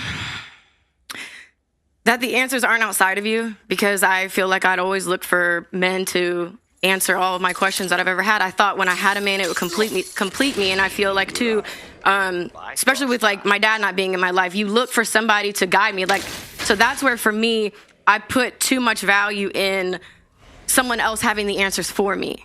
So that's why I'm really big on accountability. So I would just tell myself, like, to be patient, to take your time, because I was always quick. Oh, let's try to get in a relationship. Like, we weren't even compatible. There's a lot of just not compatible factors. So I feel like for me, it would be to slow down and to really get to know people instead of just blindly banking on potential that most likely will never be tapped into, or selling myself short because there's a fear of, well, I don't know, this could be the best that I could get. I might as well just shut up and suck a dick. And that's what I meant about women nowadays, because exactly what you'd be telling your 17-year-old self is what happened back in the day. So when I'm repeating these things, I'm going, old-fashioned, but it seems like women do what they like, and then they hit a certain age and say, well, I've got to settle.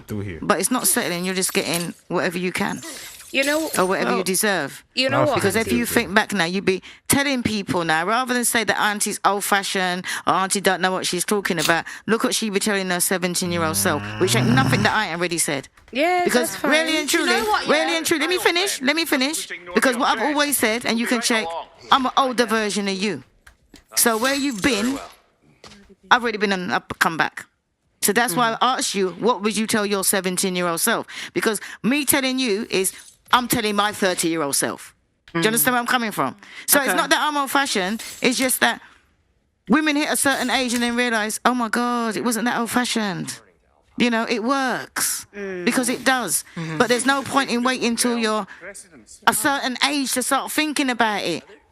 You know, even if you're like, you hold your own accountability. So it's like if you meet somebody and they were like 17, 18 and you saw them acting a certain way, they ask you for advice, you won't say do as I do. You say, listen, this is what happened to me and this is what I thought and what I recommend you do is blah, blah, blah.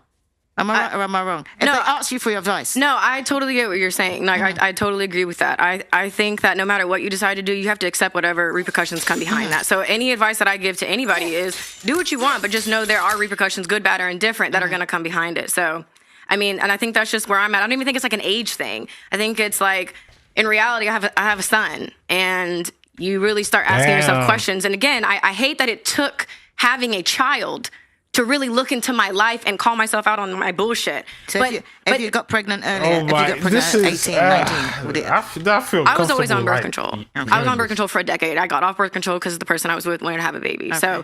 So again, I thought I did it right. Clearly not, because I wasn't married, but it still didn't work out because it just wasn't my guy. So that's where I just think, like, even if I still would have taken it slow, there just were a lot of people that just were genuinely not my person, and that's okay. I would just speaking of marriage, I wanted to know, do you think we're in a post-marriage society? Because on one hand, we hear that women should wait till they're married to have sex, but at the same time, we also hear from the men that they don't want to get married anymore. So what do we do with that? Seems like it's true, because nowadays a lot of people are looking at marriage as a contract rather than a partnership. And there's a huge difference between that, because with a contract, there's so many terms and many headaches and this and that. And well, it is a contract. Well, that's why. Leave, But that's because that is what it is now, because realistically, the traditional sense of marriage is not a contract, really, in terms of the law. Once the law is involved, that's when everything went tits up, I think. Yeah, so the problem is that there's zero advantage to marriage in the Western world for a man. There is zero statistical advantage. If you use your mind, if you use your head instead of your heart, and you look at the advantages to getting married, there are absolutely and utterly none. Because this new idea of new age feminism just basically destroys all men in the idea, in the event of her leaving. And it's very common that women leave, right? Let's stop the man versus woman attack, et cetera, et cetera. Life's difficult for everybody. We all have different challenges, different things to go through. But if a woman marries a man and it goes wrong, she has emotional heartbreak, fine. But if a man marries a woman and it goes wrong, he has emotional heartbreak. Plus, everything he has ever worked for is ripped out from underneath him, and he has to give that chick money forever. And some places you don't even have to be married. Exactly. That's why the men don't want to live with the women either. That's right. So when you make these rules and these laws, right, under the guise of feminism and equality, all this garbage, all you're doing is scaring men away from commitment. And then you have to add in the other hidden element. And the other hidden element is what I said earlier, is whose fault a lot of this is promiscuous women, right? So when society is broken down, if women were saying, if all women got together and said, we'll only have sex after marriage, guess what men would do? Get married. But you don't, right? So now you're in Miami. I go to Miami. I can fuck anything in the club. I don't have to marry any of them. If I marry them, I get wrecked. So, like, let's all use our brains here. What am I going to do? Well, I'm going to be like, well, no. Bounce. See ya. No. So men have been scared away from the idea of marriage, and that's a lot of that is the fault of this new bullshit law and this new feminism and this new crap. They don't give men any tactical advantage. And I'm talking about small things. A man's not even allowed to be a man in his own house. You know, in England, you will get accused of emotional abuse. I can marry a woman, not lay a hand on her. I can just raise my voice at her. That's emotional abuse. I can raise my voice at her because she's going out drinking with dudes. She can go out drinking 6 nights a week with men. And I can say, what the fuck, you're my wife, sit down.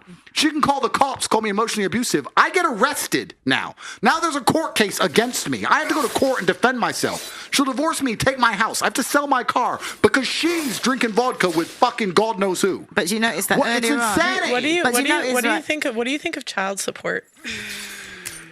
And that's another interesting thing, because a lot of these arguments, it goes beyond man and woman, and it goes into the larger sphere as a whole, right? Because we talked earlier about war and how a lot of men used to die, and that doesn't happen anymore. So what you used to have in societies, and I'm not saying I have all the answers, I'm just commenting, right?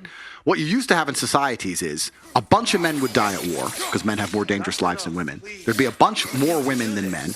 The top Gs would impregnate a bunch of women, and the top Gs could take care of the women, and that'd be it, et cetera, et cetera. That's now changed, right? So a lot of the reason that monogamy is pushed is because it's good for society. And it is good for society. It's good for society as a whole to have a man, a woman, a family, they're together, the man provides for the woman, etc. The government doesn't want to pay for all these kids. If you don't have child support, who's paying for these kids? The government does it. It breaks down, right? So that's why child support is enforced in many parts of the world.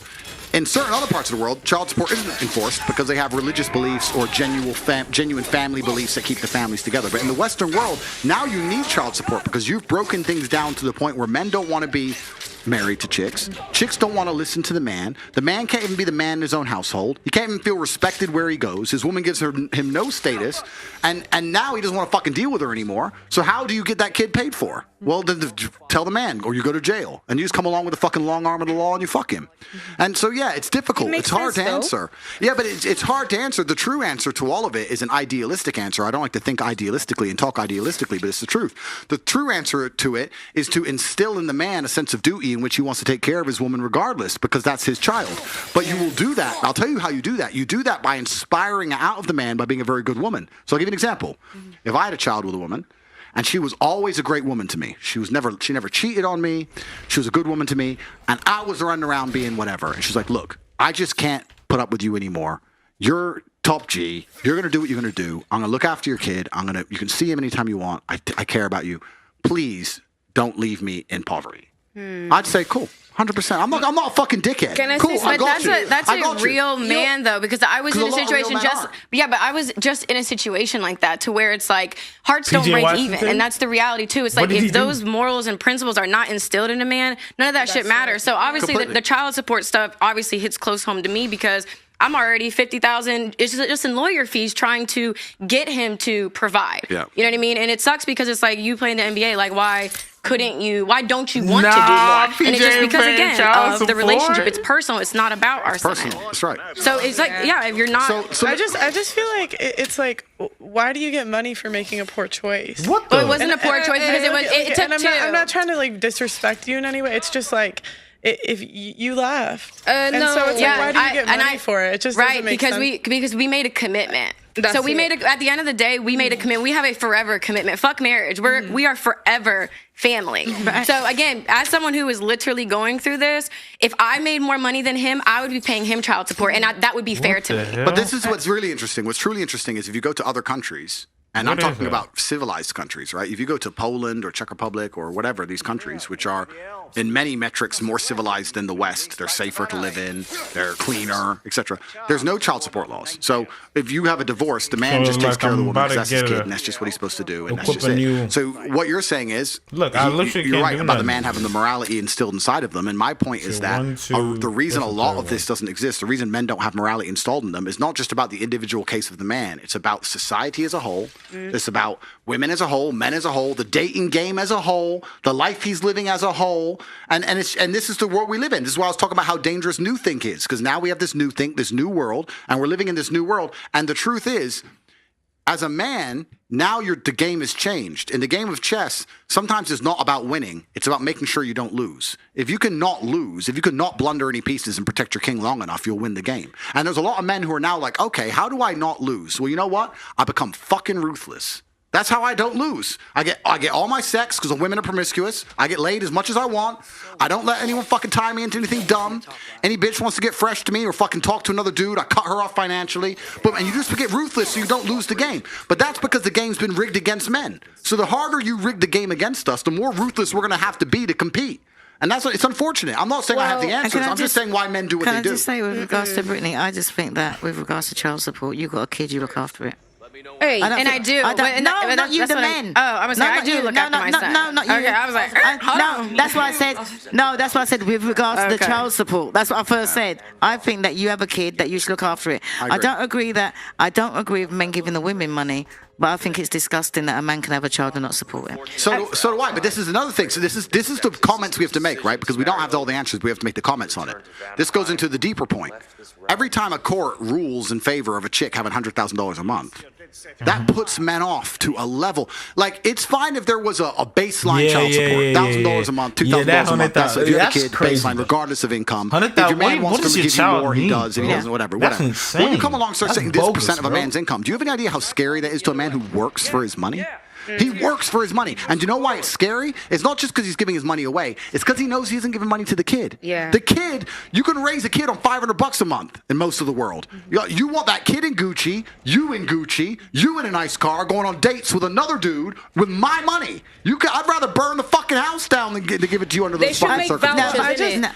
Vouchers for child support. I just think it incentivizes poor decisions. Like, I haven't gotten pregnant by someone, but like I'm saying, but like you're gonna pay someone who's done that. Like, why did they get? Okay, but I'm literally telling you that what if I made more money than him, I would have no problem paying for my child. And there's child support laws vary in different states. So in North Carolina, for instance, if you make over combined over $300,000 a year, then you are considered off the grid. So then you have to prove this is how much your rent. Bro, a woman quit her job, bro. Instead, like, she's a lawyer, bro. She quit her job to work to be like a cashier at like a Walmart store or something, or a dollar store. And she was trying to make this man pay child support, bro. And the lawyer, shout out to the female lawyer, the judge, shout out to the female judge. She was just like, bro, like, this ain't even about the kid. You just hate this man, bro. Like, what are you doing?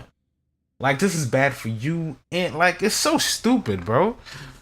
Like, man, people are really crazy.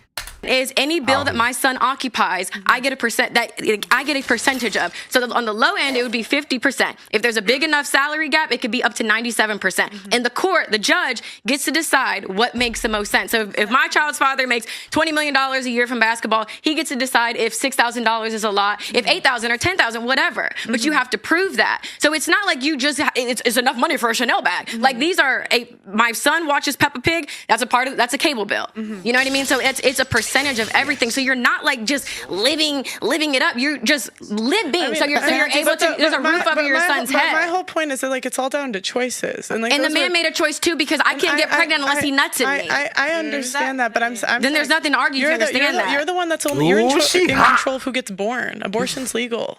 Okay, as soon as he nuts, it's completely out of his control. Listen, can I just say something though? Wait, just playing devil's advocate, that I had my child, and me and the dad went together, and I didn't take a penny from him, and the government wanted me to, but I decided that no.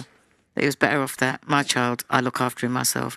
Anything he wants to give his son if he wanted to as extra, but I worked hard and I done it all on my own. Because it was just less, because it's less headache. It's less headache. And I know a lot of women that went that route. It's unfair though that you have to think that he's not going to be a man and take care of his child. Don't you think that's unfair on you? No, because my child and he's happy. Now give him what he wants. Child as well. He made that child. That's why I don't need a man but the whole point is you know. you choose who you sleep with. Listen, right, as far as he chooses as well. That's the thing. Yeah, this is two to tango. What are we talking about? I'm saying right now it's not fair because women have abortion that's legal. It's not legal for them. Let me say it like this, bro. The reason why they did this Roe versus Wade stuff is because women had all the right of childbirth. You know what I'm saying? They could give that child out for adoption. They could abort it. They could keep it. They could take child support. So they basically had everything. So it was kind of like this is like just one, like it's not even equal yet, but it's just like, I guess it was just like trying to make it like equalize it. So that's why they make the Roe versus Wade and just fuck abortion, you know? That's literally what happened. They get no say. They get no say, and the same thing with birth control. I mean, I could have done, but it wasn't worth my time. Why am I going to go and fight a man? IUD, it's like 99.9%. But what if the man wanted the child, though? That's exactly my point. So I was on birth. Let's just use me as an example. My point. I think he should. I think he should take care of it. I just don't agree with having legal incentives for women to leave. That's my point. He should give you money for the kid. If you have a kid, you should, but I just don't agree with See, but the thing is, if men stood up and became fathers to their children, women wouldn't have to. We're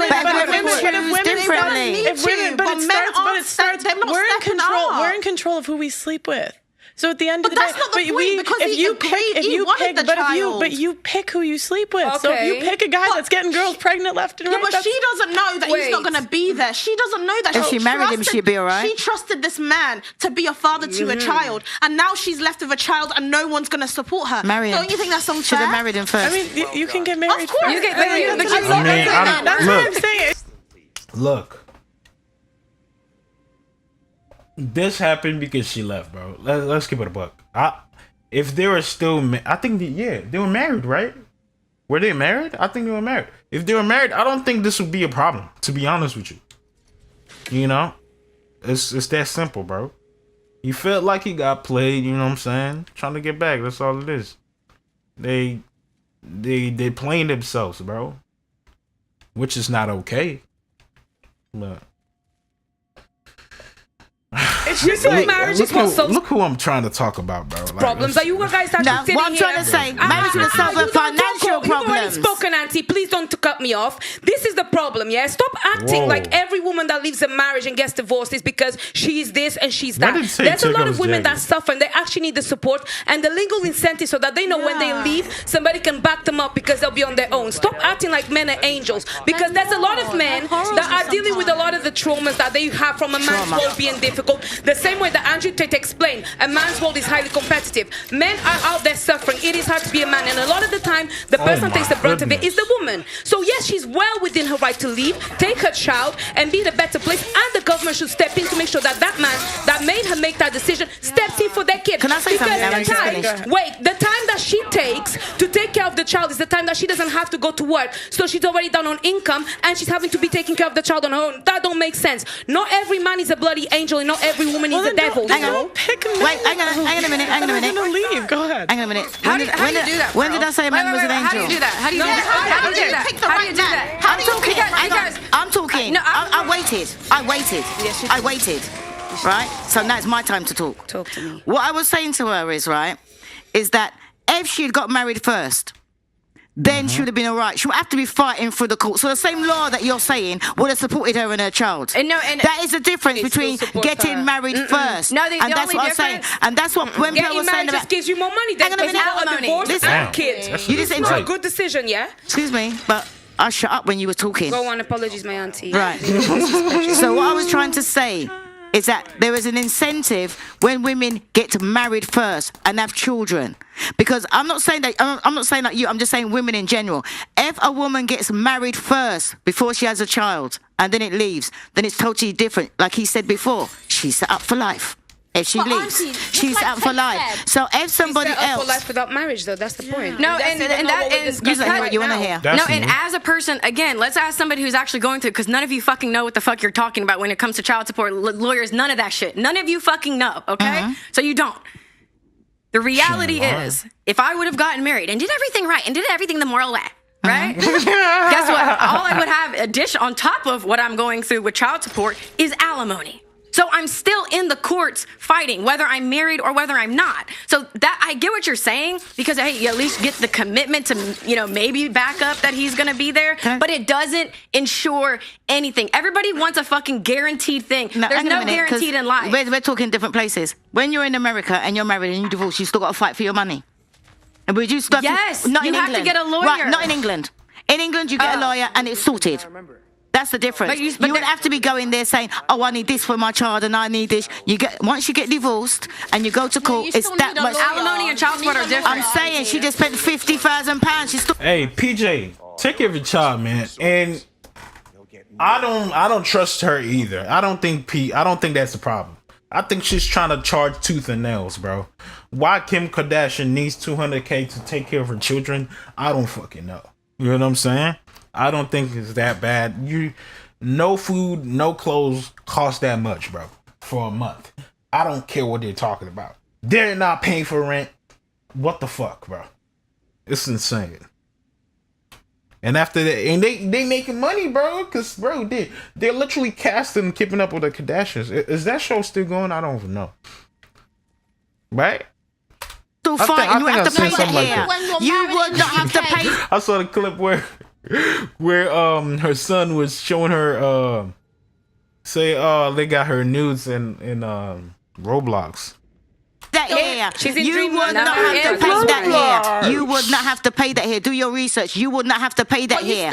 When you get divorced, she wouldn't be going for all the battle that she's going. It'd be simpler in England to get divorced than in America. She will still take your money, boys. In England, take your money. Don't get married. Have a parental partnership. Love your woman. Pay whatever you need to pay for your kids. I just want to make a point. You know what you were saying? Get married. Even Tate said it himself. Men don't want to get married anymore. Why are you not turning what he's saying? Why are you not twisting what he's saying? You're not even listening to what he's saying. It's not attractive anymore. It's more at loss for a man to get married. You're taking what he's saying and you're twisting it to suit yourself. What did you say? I'm not. He literally said, Tate, didn't you say that men are scared of getting married now? Yeah, okay, but why? Because, like you said, with child support, they feel like there's no advantage. And so alimony, you say just get married. It's not that simple because men don't want to marry you.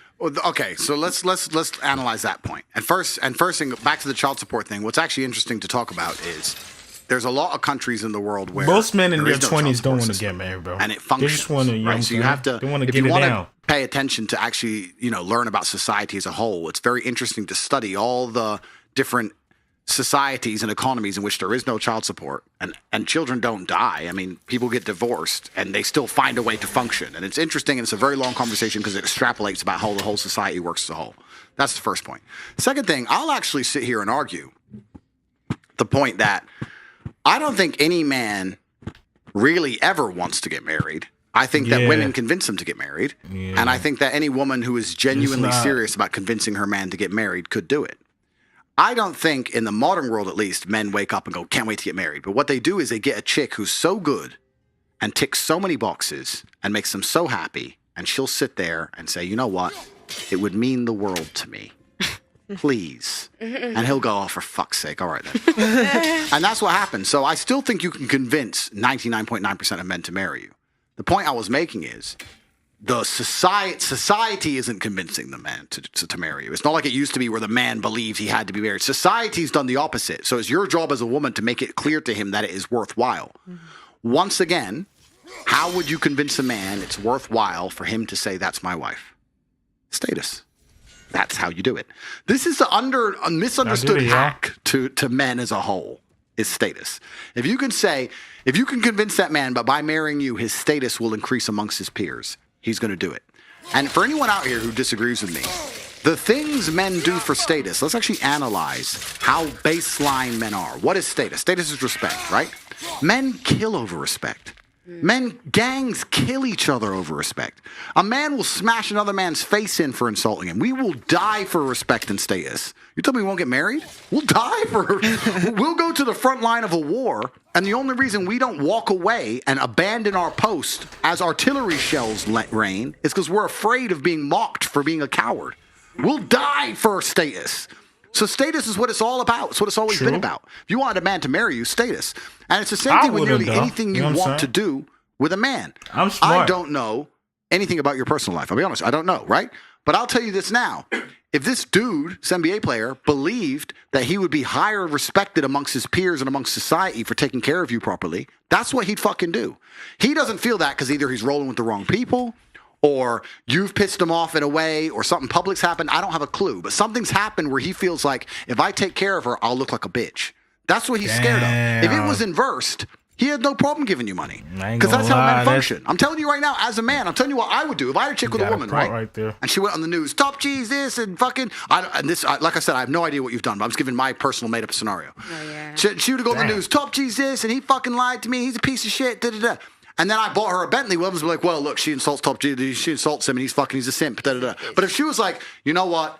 He's misunderstood. He's a good guy. It just didn't work out. Blah, blah, blah. I'd bet she'd be in a mansion, right? And would that be me being a nice guy, caring about her? Or let's be honest, would it be me being a selfish piece of shit dude and saying, what makes me look better? Men are all about status. It's how we function. It's how we function as a whole. So society, this is where it extrapolates and gets interesting.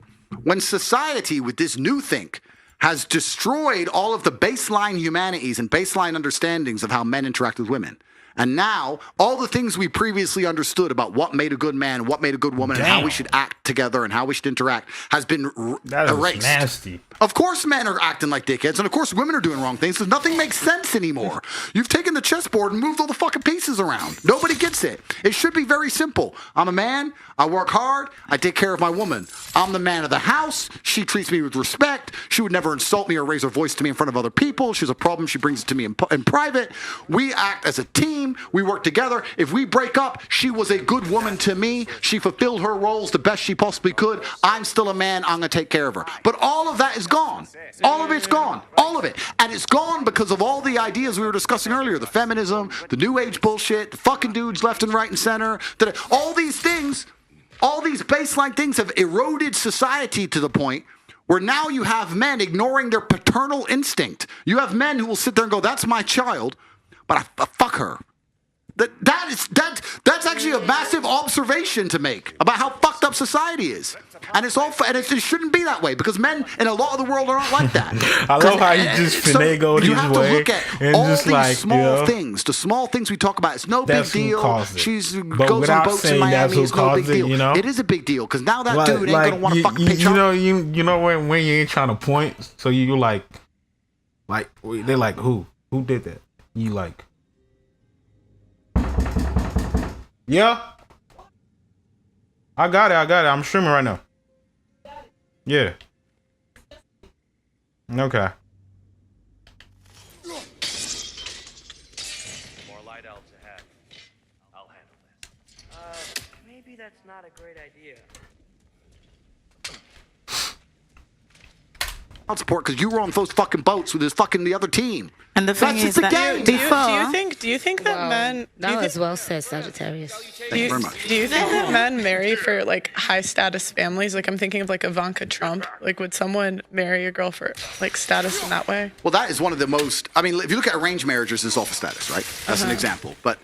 Men primarily marry for. I'd argue that men, and I say this about men, but women do the same thing, right? Women love the idea of getting status from a man. Mm-hmm. Women love the idea, and this is where it actually gets a bit messy. The waters get muddy because women love the idea of bragging about the man they're with, but they can only brag about the man they're with if other women want that man. So you're saying you love women who get cheated, women love getting cheated on. That's not true. But women do not like men that other women don't want. If you were to say, look, I got my man, he's perfect, he's rich, he da-da-da-da-da, and every girl in the room would go, I would never touch him. She'd be like, oh, shit. Oh, I don't want him either then. What the fuck but is you that? know, can I add on top of that? But it's true, right? Women want men that all the women want. Do you know what's the best man that woman wants? Is the one that every girl wants, but he doesn't want them. Okay. A selective man. Yeah, I'm sure that's more valuable than the top but that's that gets every You're home. saying that's that the fantasy. But Tate, no, that's you're not saying the that fantasy. men are That's now not that polygamous selective. and women should accept that. That's the problem. Men are continuously continuously disrespecting their woman. Like, yeah, you know what? You can't be with one woman. Now you want to keep cheating with all these different women. That's not what he said. He's saying if you're gonna go for a high status guy, if you're gonna go for the top 5% of guys, that's what comes with it. And if not, then go for the average guy. Yeah. Can I just say that before? So is it okay for average guys to stick with one woman then? It's not about okay. It's okay for anyone to do whatever they want. I'm not sitting here saying what's okay and what isn't okay. What I'm talking about is observations about the baseline realities of how humans function. What I'm telling is if you give a man unlimited options, like the men at the top of society have, on a long enough time scale, he will explore said options. That is a fact. Like I said earlier, you can walk into a car garage and buy a Nissan, and that's reliable, and it'll never let you down. Or you can buy a McLaren. You cannot sit, like women do, and go, I want the McLaren that's reliable like the Nissan. Well, guess fucking what? That's not real. So you have to choose. Can I ask you something, Mr. Tate? Can I ask you something? Years ago, right, do you think it makes a difference? Because years ago, if you want to meet a man, you go out there and you actually talk. But now you meet a guy, he can go and check out your ID and see what you're all about. Don't you think that by them being able to look and see what you're all about, that makes a difference to how they perceive you? 100%. I think society is fundamentally and utterly broken.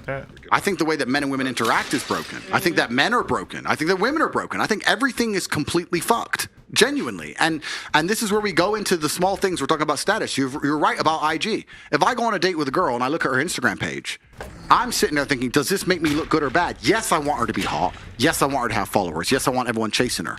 But what's that caption about fucking city life? And what's this about? What's that? That's not, nah, that puts me off, right? So it's interesting. What's also interesting is the majority of women don't have a clue in the modern world what men find attractive. So we said earlier in the very beginning of this podcast about men who want their dick sucked and all this bullshit. Men don't, that's not attractive to men. We don't want any of that. Most women, if you were to say, how do you attract a man? They wouldn't have a Scooby-Doo. They wouldn't have an idea. I know. They want a submissive woman. Hello, she cooks for him. Give him some massage. Feed him great. It's not just, pat his head. It's not just about that. One of the important things for being a man, especially in a relationship, is we want to be our woman. If I have a woman and I love her, I want to be her portal to the world. I want her to experience things through me and see things through me. So for that, I need a degree of innocence and purity for her. I want to be the first person to put her on a private jet. I want her to get on the jet and go, wow. I did it. Oh, you took me. It's like you wouldn't want to give someone a Christmas present if they'd had 10 presents better than you beforehand. Yeah, would you? It's like, well, duh. Yeah. So as a woman, what makes you attractive to a man, to a degree, is your innocence and your purity. This is very important. And it can go down to very basic, simple things. I'll tell you, if I walk in a club, do you know who the hottest girl in the club? It's the girl who isn't dancing, isn't twerking on a fucking stage, not surrounded by dudes. When girls want male attention in a club, they start drinking, twerking. That is the most revolting, haram bullshit. I may want to fuck you, but I don't want to be with you. If you show me a girl sitting in the corner, shy, I'm like, good, she hasn't experienced too much life. I can show her things. And also, not just show her things. This is a very important point that I get attacked by the Matrix for because they completely misunderstand me on purpose. As a man, if I'm out here struggling and leading and trying to lead my household, I also want a woman who shares my values. I want to a degree to educate my woman and show her things and for her to agree with me. Like you said earlier, looking for a male role model. You want to be a role model to your woman. If she's too experienced with life, it's difficult to be a role model. Come on, man. If she's sitting there shy and quiet, you can come along and say, no, you know what? Don't take the fucking vaccine. Listen to me. And you can be a role model for her. You can't do that for a woman who knows too fucking much, knows too many dudes, been too many places. So it's this degree of purity that we're looking for that's super important. What about intellect, though? I'm curious. If she's like done too many things, that's like bad. Right? Yes, correct. So, I'm not even talking sexually, like been on a private jet. Yeah. I'm curious because I lived But how do you get on a private jet without sucking dick? Oh, I was just curious because my dad's part of he's top 1% in terms of income. And I was just curious, is it different if you did stuff with your dad? Well, no, that's fine. No, not like that. Not sexual. No, I meant private jet. Yeah, private. I know what you're saying. Well, I know exactly what you're saying. Yeah. But my point is that we're looking for a true degree of innocence inside of females, and it's that innocence that's going to make us feel protective over them, and that the protectiveness is going to make us be good men. Mm-hmm. Okay. So when we're looking at society as a whole and how broken it is, I understand that men have a massive role to play, women have a massive role to play, but a lot of the paternal instincts and instinctual behaviors of men, because the instinctual behavior of man is to die for his woman. Like someone comes to try and take her, pull a sword, die to defend her, right? If you're going through life and you find that men don't really feel about you that way, that's because a lot of their instinct is being eroded by the fact that you, like you said, they look through your IG or they look through your life and you've lived so much life and they just feel like there's nothing new I can bring to this girl's reality. But I don't feel like that's true though, because like I think it's like I get what you're saying to a degree, right? But it's like you could be on a private jet 10 times, but it's going to be special because it's with you. Yeah. Not for him, it isn't. Not for him. For him, it's special because it's your first time. Because men, maybe it's a biological predisposition. Maybe it's just the way we're designed. But let's tie it back to sex. Virginity, first time. It's not that you've done it. It's that you've done it with the first time with me. That's what is important. It's experience as a whole that men find. It's just the truth. Call me misogynistic, cancel me, whatever. I'm telling the truth, I always have done. It's experience of life as a whole that men, to a degree, find off-putting. We don't want a woman who's had a bunch of trauma, had a bunch of experiences, done a bunch of shit, knows a bunch of people, been a bunch of places. That's the absolute opposite of what we want. We want the complete polar opposite of that. And what's funny is women want men who have done those things. I'll tell you right now.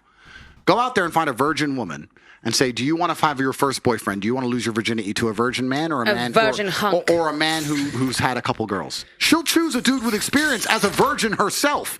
Experience is always coveted and respected in men. It's the opposite in women. That's true. So it's true. So we have to look at how fucked up the world is. Women, especially between their 18 and 28 or 18 and 25, let's say, are living these crazy lifestyles, these crazy lives with the most important people, richest people on the planet, doing everything that can be experienced under the sun.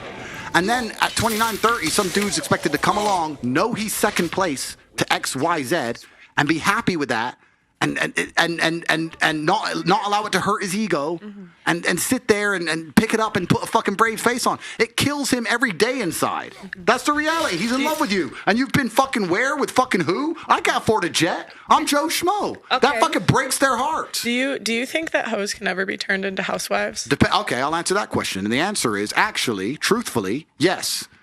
Which I know a lot of people are confused by. They can. If you're a good enough, high enough level man, you absolutely can turn a hoe into a housewife. But why the fuck would you? Because you don't have to. A man like me, I could, but I'm not low on options, so I would never decide to do that. If you're a billionaire, could you? You can find an old rusty car and rebuild it, or you can just buy a new one, right? So it's not about what could be done; it's about what will be done. So once women hit a certain status of man, I don't think women are stupid. I actually argue the fact that women have a beautiful intuition. I think that women, to a degree, their intuition is truly almost psychic. The number of times I've come home and she's like, "You were cheating." So and I was like, "How the fuck did she know I'm fucking cheating?" You have intuition and it's real. You guys are smart, right? And if they get to a certain echelon of man, they're not going to go anywhere because there's nowhere else to go. They're going to get to a guy eventually. They're going to stop at the buck and go, "You know what? Where am I going to surpass this specimen? So I'm just going to behave for him." So you could turn a hoe into a housewife that way. But why would a man at that level want to do that? Why do some guys at certain, and this is obviously a celebrity example, but I'm sure we can all think of examples in like day-to-day life where a guy with a lot of options does pick a hoe and like wife her, like for example, Kim and Kanye. Because Kanye clearly has options, right? She did not want to be a housewife. No, she was a project. Okay, I understand. I'm just asking. Because some guys do pick. Yeah, they do. And it's a really good point. And I have nothing bad to say about Kanye. In fact, I think a lot of the work he's doing now in terms of attacking the Matrix is important. But I can give you a generalized answer. But it's a man who is not true to his masculine imperative, which is going to fall for the propaganda machine, which is being purported upon him, who's going to believe that all the crap that is being told by society, like a female's past doesn't matter and all this shit doesn't matter. This is what's interesting in the fight against the Matrix, because people always say to me, "Andrew, why do you come here and say all these things?" They're literally trying to destroy your life for what you say. And the truth is, as a man, you have two choices. You either fight against the programming and the brainwashing they're trying to put inside of all of our minds, or you end up fighting against yourself. If you're a man and you sit down and you believe the garbage that society is telling you about how society functions between men and women, you're going to end up getting fucking wrecked, like these dudes do. They sit there and go, "Just because she's fucked everyone doesn't mean she'll do it again." Just because, and they sit there like dummies and they get fucking wrecked, right? You have to sit there as a man and go, "No, I don't give a shit what society's telling me. I understand something baseline about humanity," right? And that's why they make these poor choices, and a lot of men do make these poor choices, but it's only in the West. It's only in the West where this propaganda machine exists. You will not find a Russian billionaire doing this dumb shit. You will not find a Chinese billionaire doing this dumb shit. You do not go to Saudi and find a sheikh doing this dumb shit. None of it. You only find it in the West. Do you think the values of the West are spreading? What values? So name a value of the West. Sorry. Name a value. Sorry, I might have misspoke. I mean, like the ideas of the West. Like I've just gotten I get messages from people like from all over, and like in places like India, I've heard feminism is spreading there. Like I've heard that. Do you not find that to be true? So firstly, the West has no value. The only thing the West seems to defend fervently is LGBT. I'm not saying anything bad about it. I'm not. I'm just saying it's the only thing that they'll stand up and fight for. I don't know why. It's weird. Like this, they don't care about anything else. They don't care about children going without child support. They don't care about people dying in wars. They don't care about our parents being in parenting homes. They don't care about crime. They don't care about no one being able to pay their energy bills. They don't care about nothing. But they give a shit for some reason about this one thing, and they'll fucking throw the flag all around the world. Surrounded around sex. That's all they care about. It's fucking strange. So that's the first thing about the values of the West. Second thing, the harder society and the harder the life is as a whole, the longer it's going to take for feminism to spread. Feminism only exists in a vacuum of an easy life. If you're living in a society like India, where life is hard, feminism disappears because the harder life is, the closer people naturally revert to their gender roles.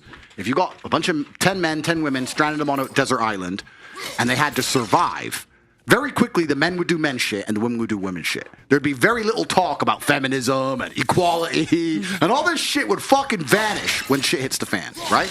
So in countries where life is harder, feminism can't take hold because feminism can only exist in a vacuum of a very privileged life. I'm sure there's some kid in India who didn't get laid off some chick and he's complaining she's a feminist. There's a bunch of dumb shit, right? But I think the world is going to get a lot harder. I think the world is cyclical. I think it's been easy for a while. I think hard times are coming. And when hard times come, people are going to naturally revert to what gives them the highest chance of survival, which is gender roles, right? I have the best chance of survival being a man, and a woman has the best chance of survival being my woman. That's how she's going to function. Do you think women typically are happier as housewives rather than a career? Well, depends on the career. No, depends on the man. The answer is absolutely and utterly yes, because giving life is the most beautiful thing a female can do. That's what you evolved to do. That's the thing that men cannot do. I think that women who focus on having children and do their best to be good mothers in the end are the happiest females on the planet. Being a mother and being a housewife is kind of different, though. Okay, no, but it's essentially the same thing. If you're a housewife long enough, I'm going to assume you're going to end up having children, and I think that the sooner a woman has children, the better. If she can find a good man and have a child, that's a fantastic thing. I think it's a beautiful thing. And I don't see the point in a woman slaving away for a corporation that doesn't care about her as opposed to slaving away for her own flesh and blood.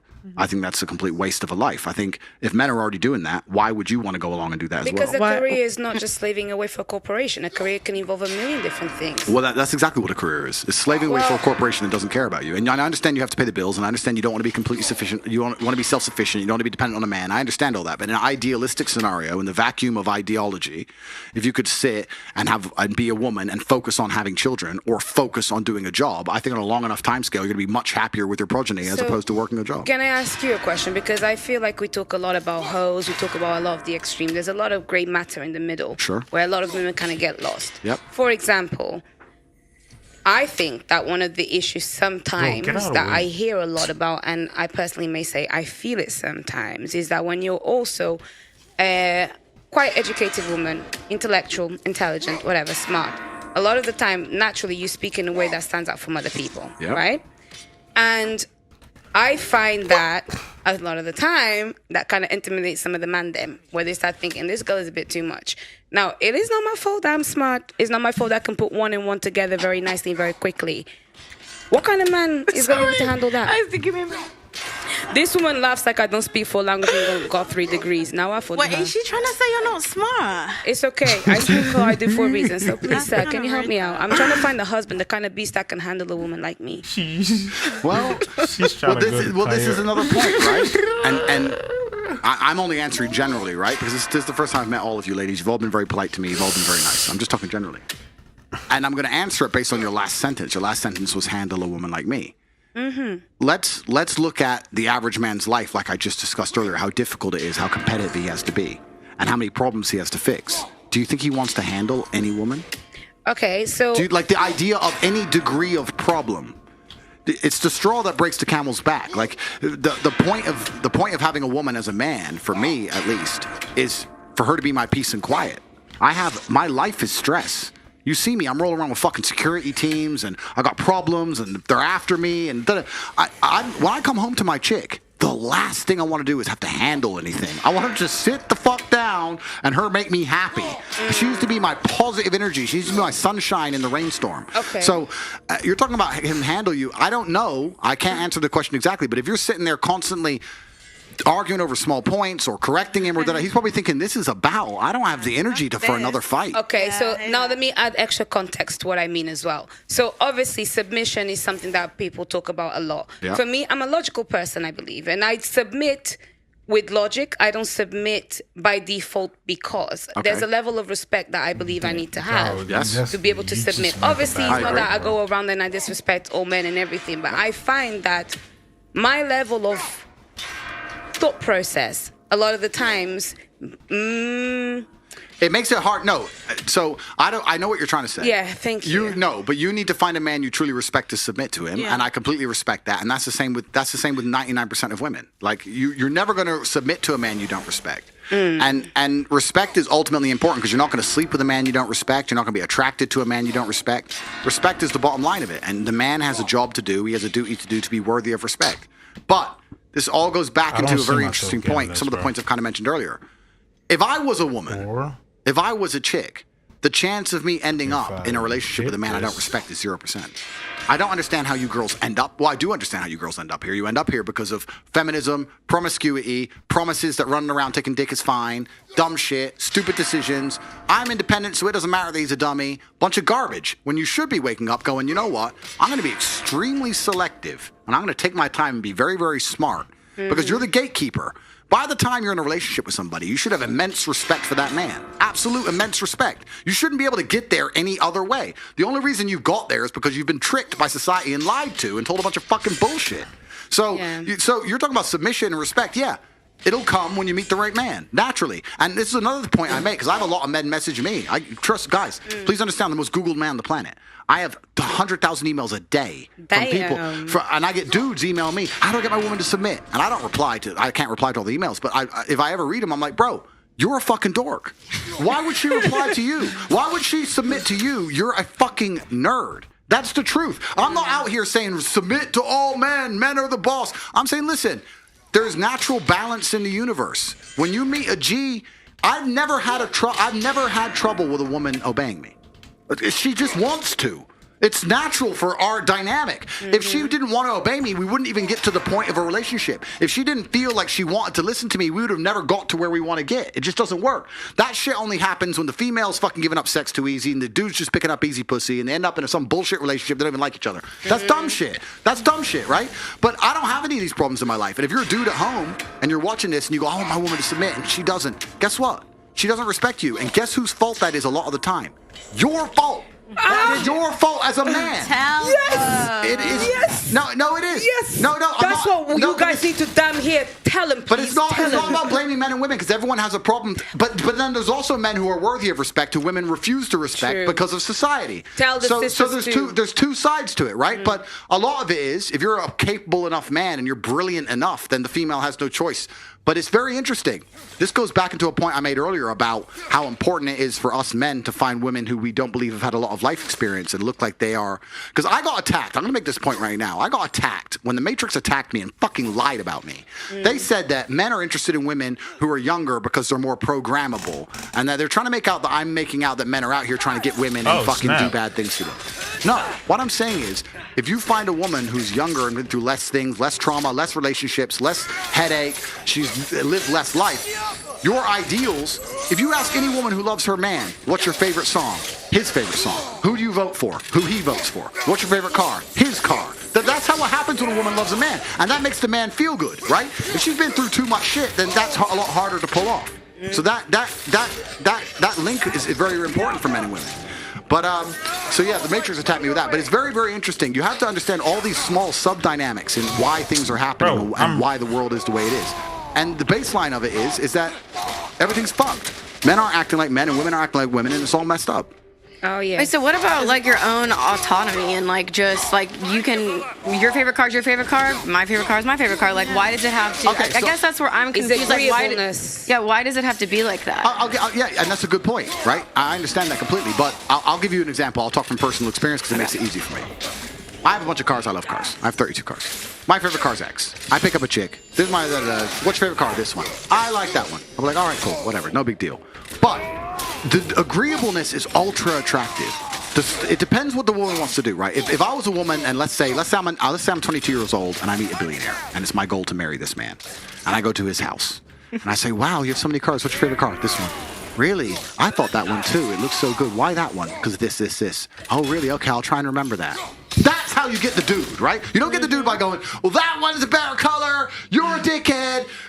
It may be small things. It may be tiny things, but men are ultra interested in things like agreeableness. So we're ultra interested in the idea of a woman absorbing our worldviews. We're ultra interested. We are. That's what we're looking for. That's taken away from the woman's identity, though. What if you say she doesn't like the car? No, so why should she agree to a car that she doesn't like? Why do you want to be with someone she doesn't that have doesn't know who they are? She doesn't have to agree. Can I say, I like this one. This is my favorite, but I like yours too. Yours is quite nice, you know. Actually, now that I'm looking at it, it's quite good. But I like this one, but I like that one as well. You sound like you want a slave. Is that fine? That doesn't have their own mind. That's just not going against me. It's just being nice. It doesn't cost you much. It's like, men don't want a girl that's nagging on them for the smallest things. It's like, why are you giving a guy a headache? No, that's not nagging. That's not nagging. That's not nagging, though.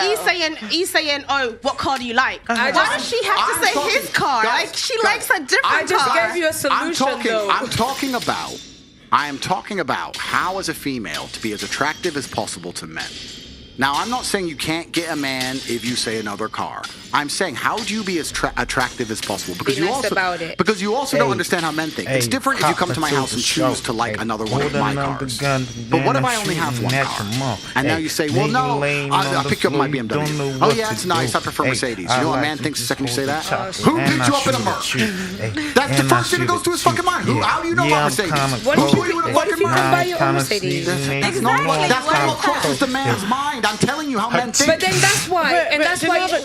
Denelva, what percent of women can really afford their own Mercedes? Especially when you go crazy. No, guys. I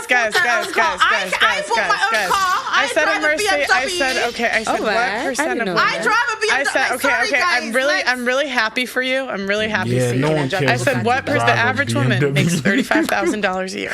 It's not that hard. You can. Okay. I said, that's still venturing from the point. I'm really happy for you. I'm really happy for your car. But the average woman, I'm saying but the whole point is that what percent of women even earn that much? It's not a high percentage. So when a guy hears that wait.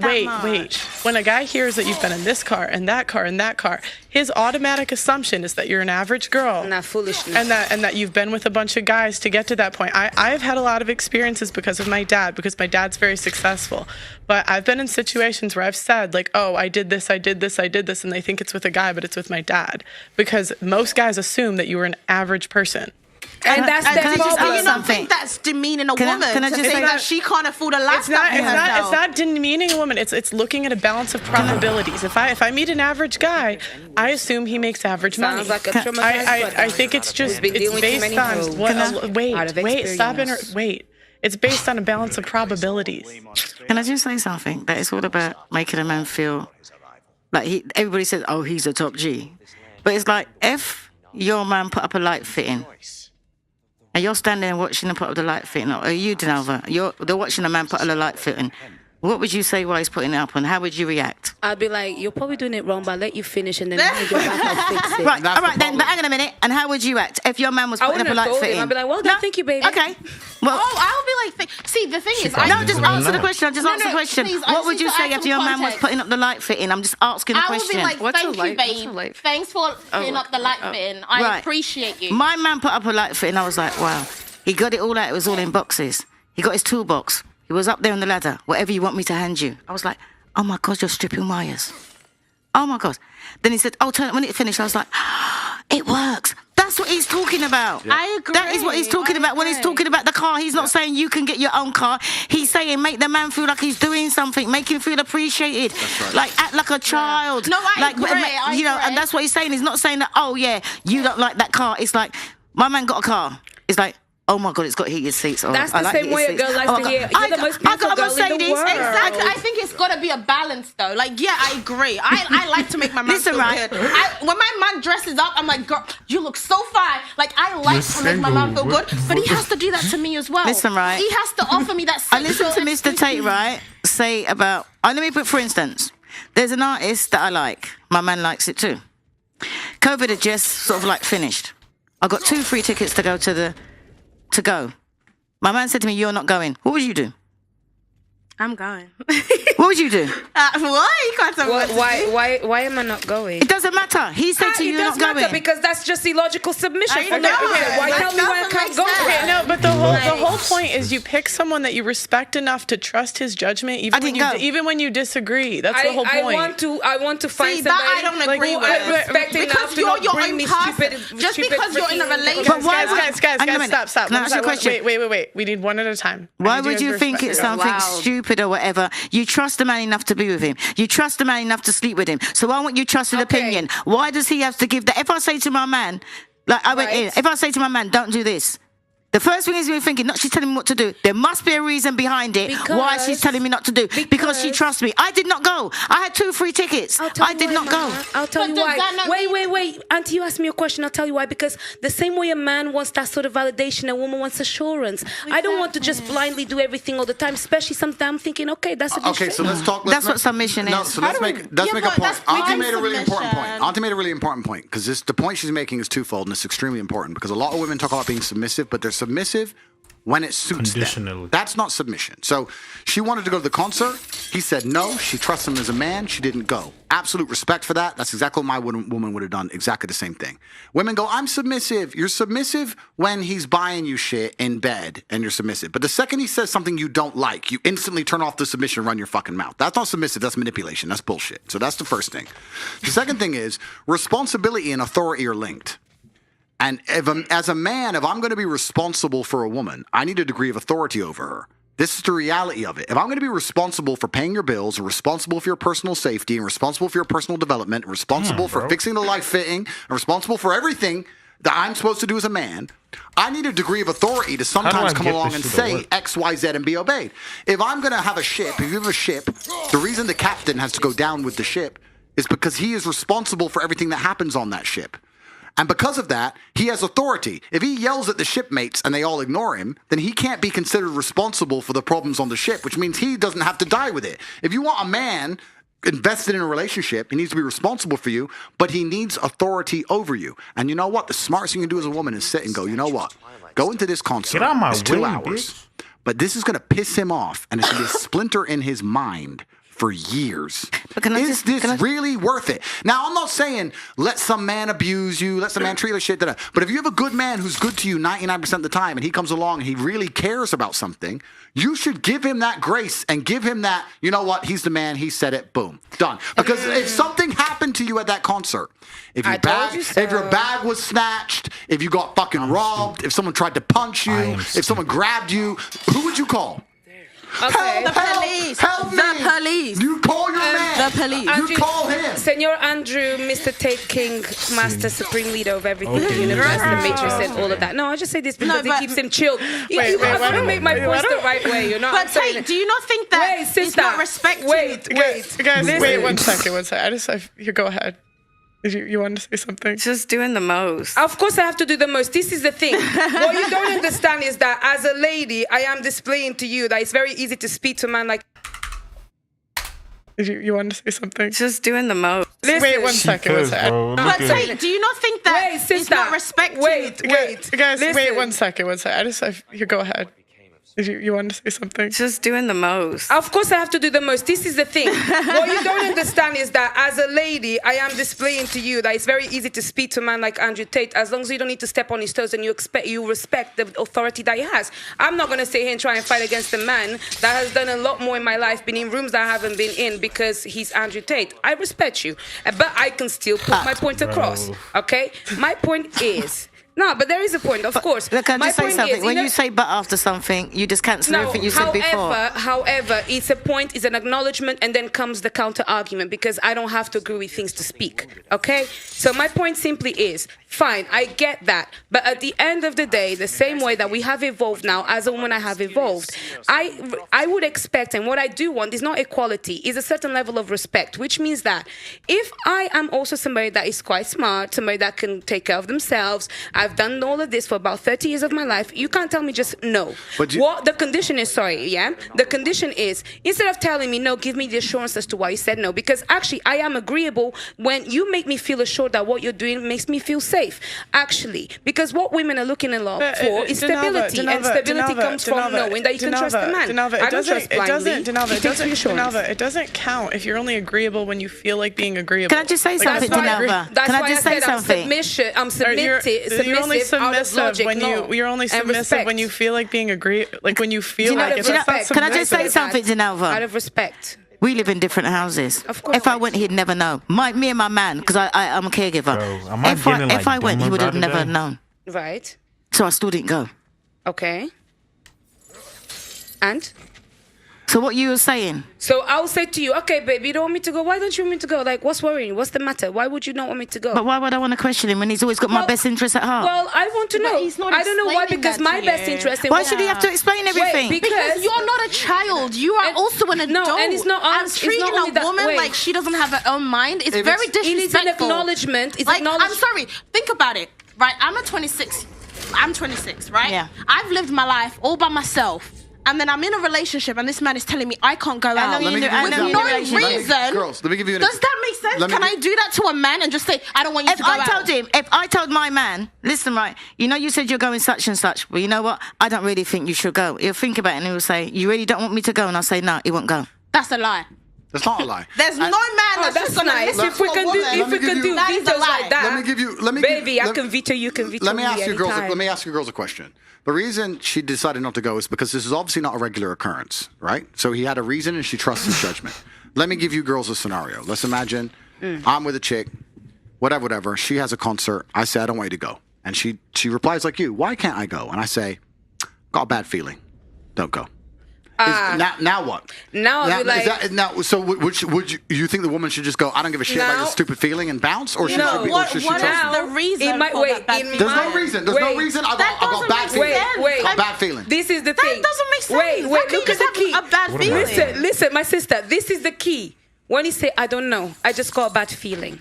Let me tell you how that is get translated into my head. He cares about me, and he's actually thinking about something that potentially could be happening that I'm not aware of.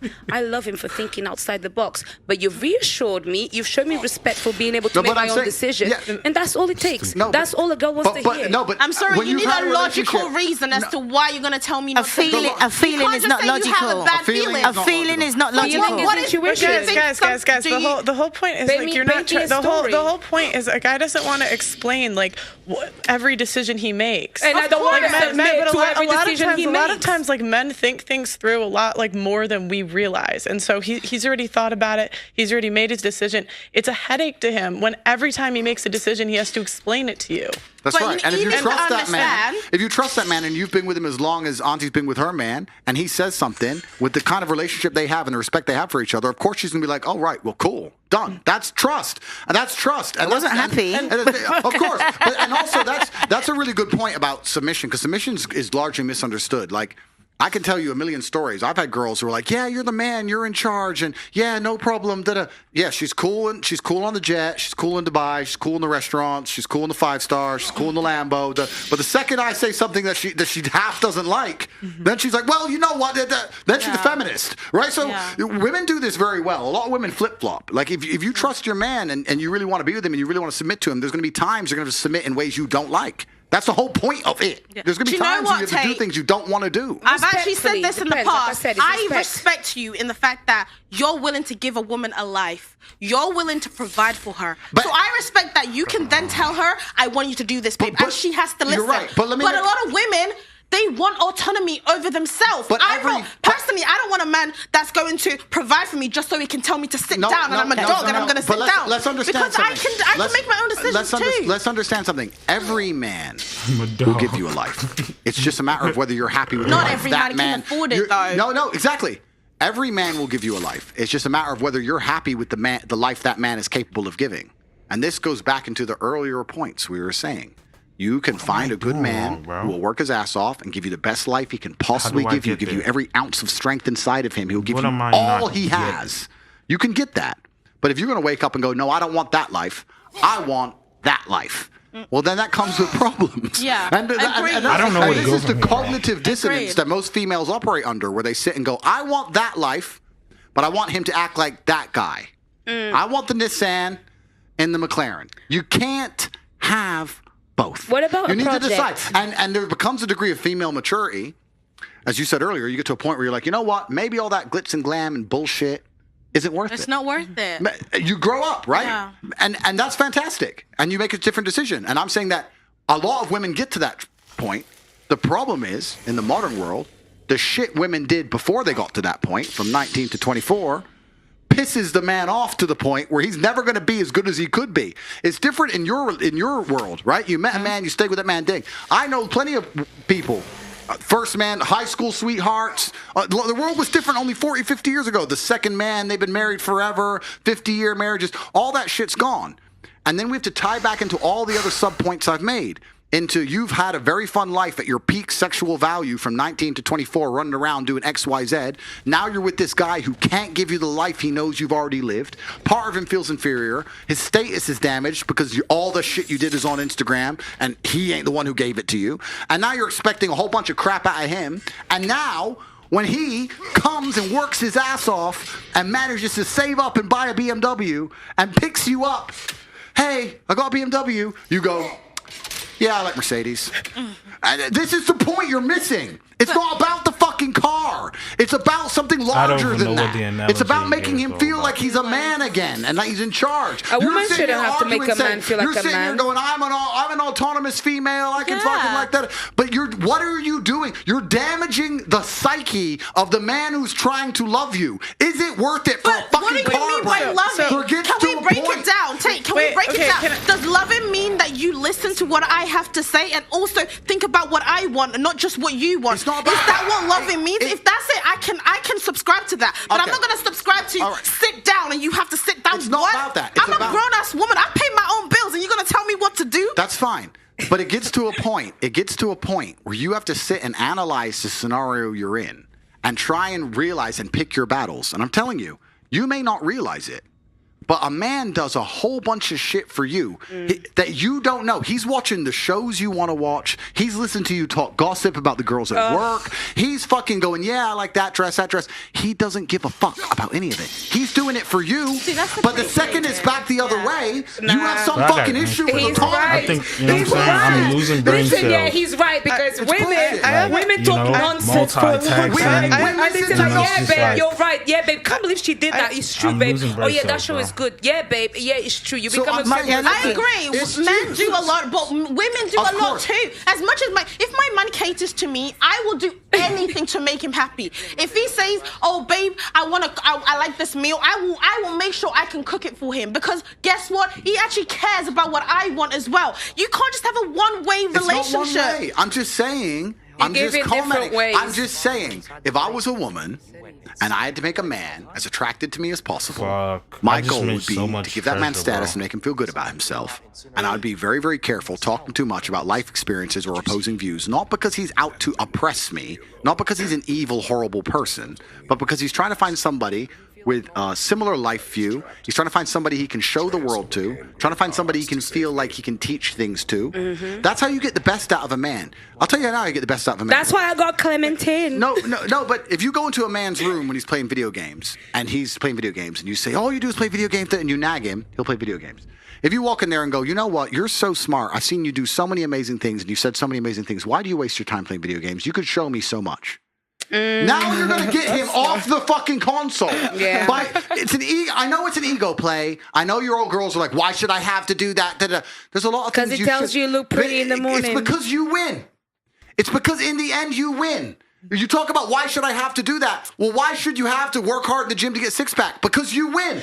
That's the game. It's actually we're men not are missing so up simple. on all that treasure. We are now. so simple, and the truth is, women know it. This is what's amazing. Women pretend they're confused. You're not confused. You know. You're just egos are in the way, and society's telling you something else, and you just fucking refuse to be agreeable, nice people. So and then you wonder why men have this fucking problem marrying you. Wait, guys. Sounds like I have a question. No, agreeable is being nice. Wait. So I have a question for the girls. So imagine you're dating a guy, okay, and it's your birthday, and for your birthday he gets you, let's say, a $500 gift, okay, and you're happy, right? It's thoughtful, it's specific to you. Then you found out last year he got his ex-girlfriend an entire birthday party. How does that make you feel? He did the most. He rented out the nicest hotel in London. He got her everything she wanted the year before. Me not care. You don't care at all? I don't really care. As long as he's making me happy. Okay, you don't. We're different. We're different people too. Yeah. It's a different relationship, and maybe like, you know, he bought her flowers every day, 365 days a year, and he didn't do that for me. It's like, well, if that's what makes her happy, he's gonna do what makes her happy. I mean, I get the angle. What you're saying is like, oh, he did all that for her. Why am I not good enough? But the second you compare yourself, you lose. Yeah. And I agree. But I'm just saying that's how men look at like your past is like basically like you've given it for free. So here's my question to that, because all right, I love like everything we're talking about. Okay, so to all of the viewers out there, including myself, right? You live life. There's gray area. You live and you fucking learn, right? Right. So where the fuck do we go from here? So do I play the shame game where everybody walks away a fucking loser? Because I can do that. I've beat myself up my entire life for every decision I've ever made, right? It got me nowhere. No. So I value myself. I see the world differently through a series of events, right? So what the fuck comes next? Because that's where I'm confused, right? Because I'm not. It's like I got an instrument after this, if you don't, if it's not like gifted to you, like even in your situation, like your dad provided you a life that like so many people would kill for, like you know what I mean? This is why I call it quits. I got an That's why it's like. I'll finish. It sucks because the reason I hate these conversations is because it's never about like empathy. Do I understand the scales and how someone may view? I was trapped. I'll finish that later. I'm tweaking. I'm tweaking right now, so this is bad. Or maybe it's this hat, you know. Alright, bro. Let's call it a day. Call it tweet. Let me save the shit real quick.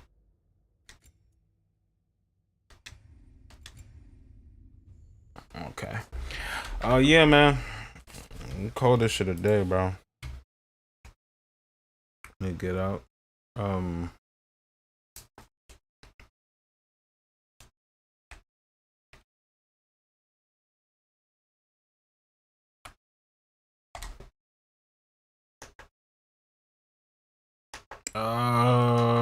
on. Let's go. Don't waste my time. I don't have no music ready, so I'll just end it just like this. Call it a day, and I'm out. Peace. Come on, man. Why you gotta make my shit like this?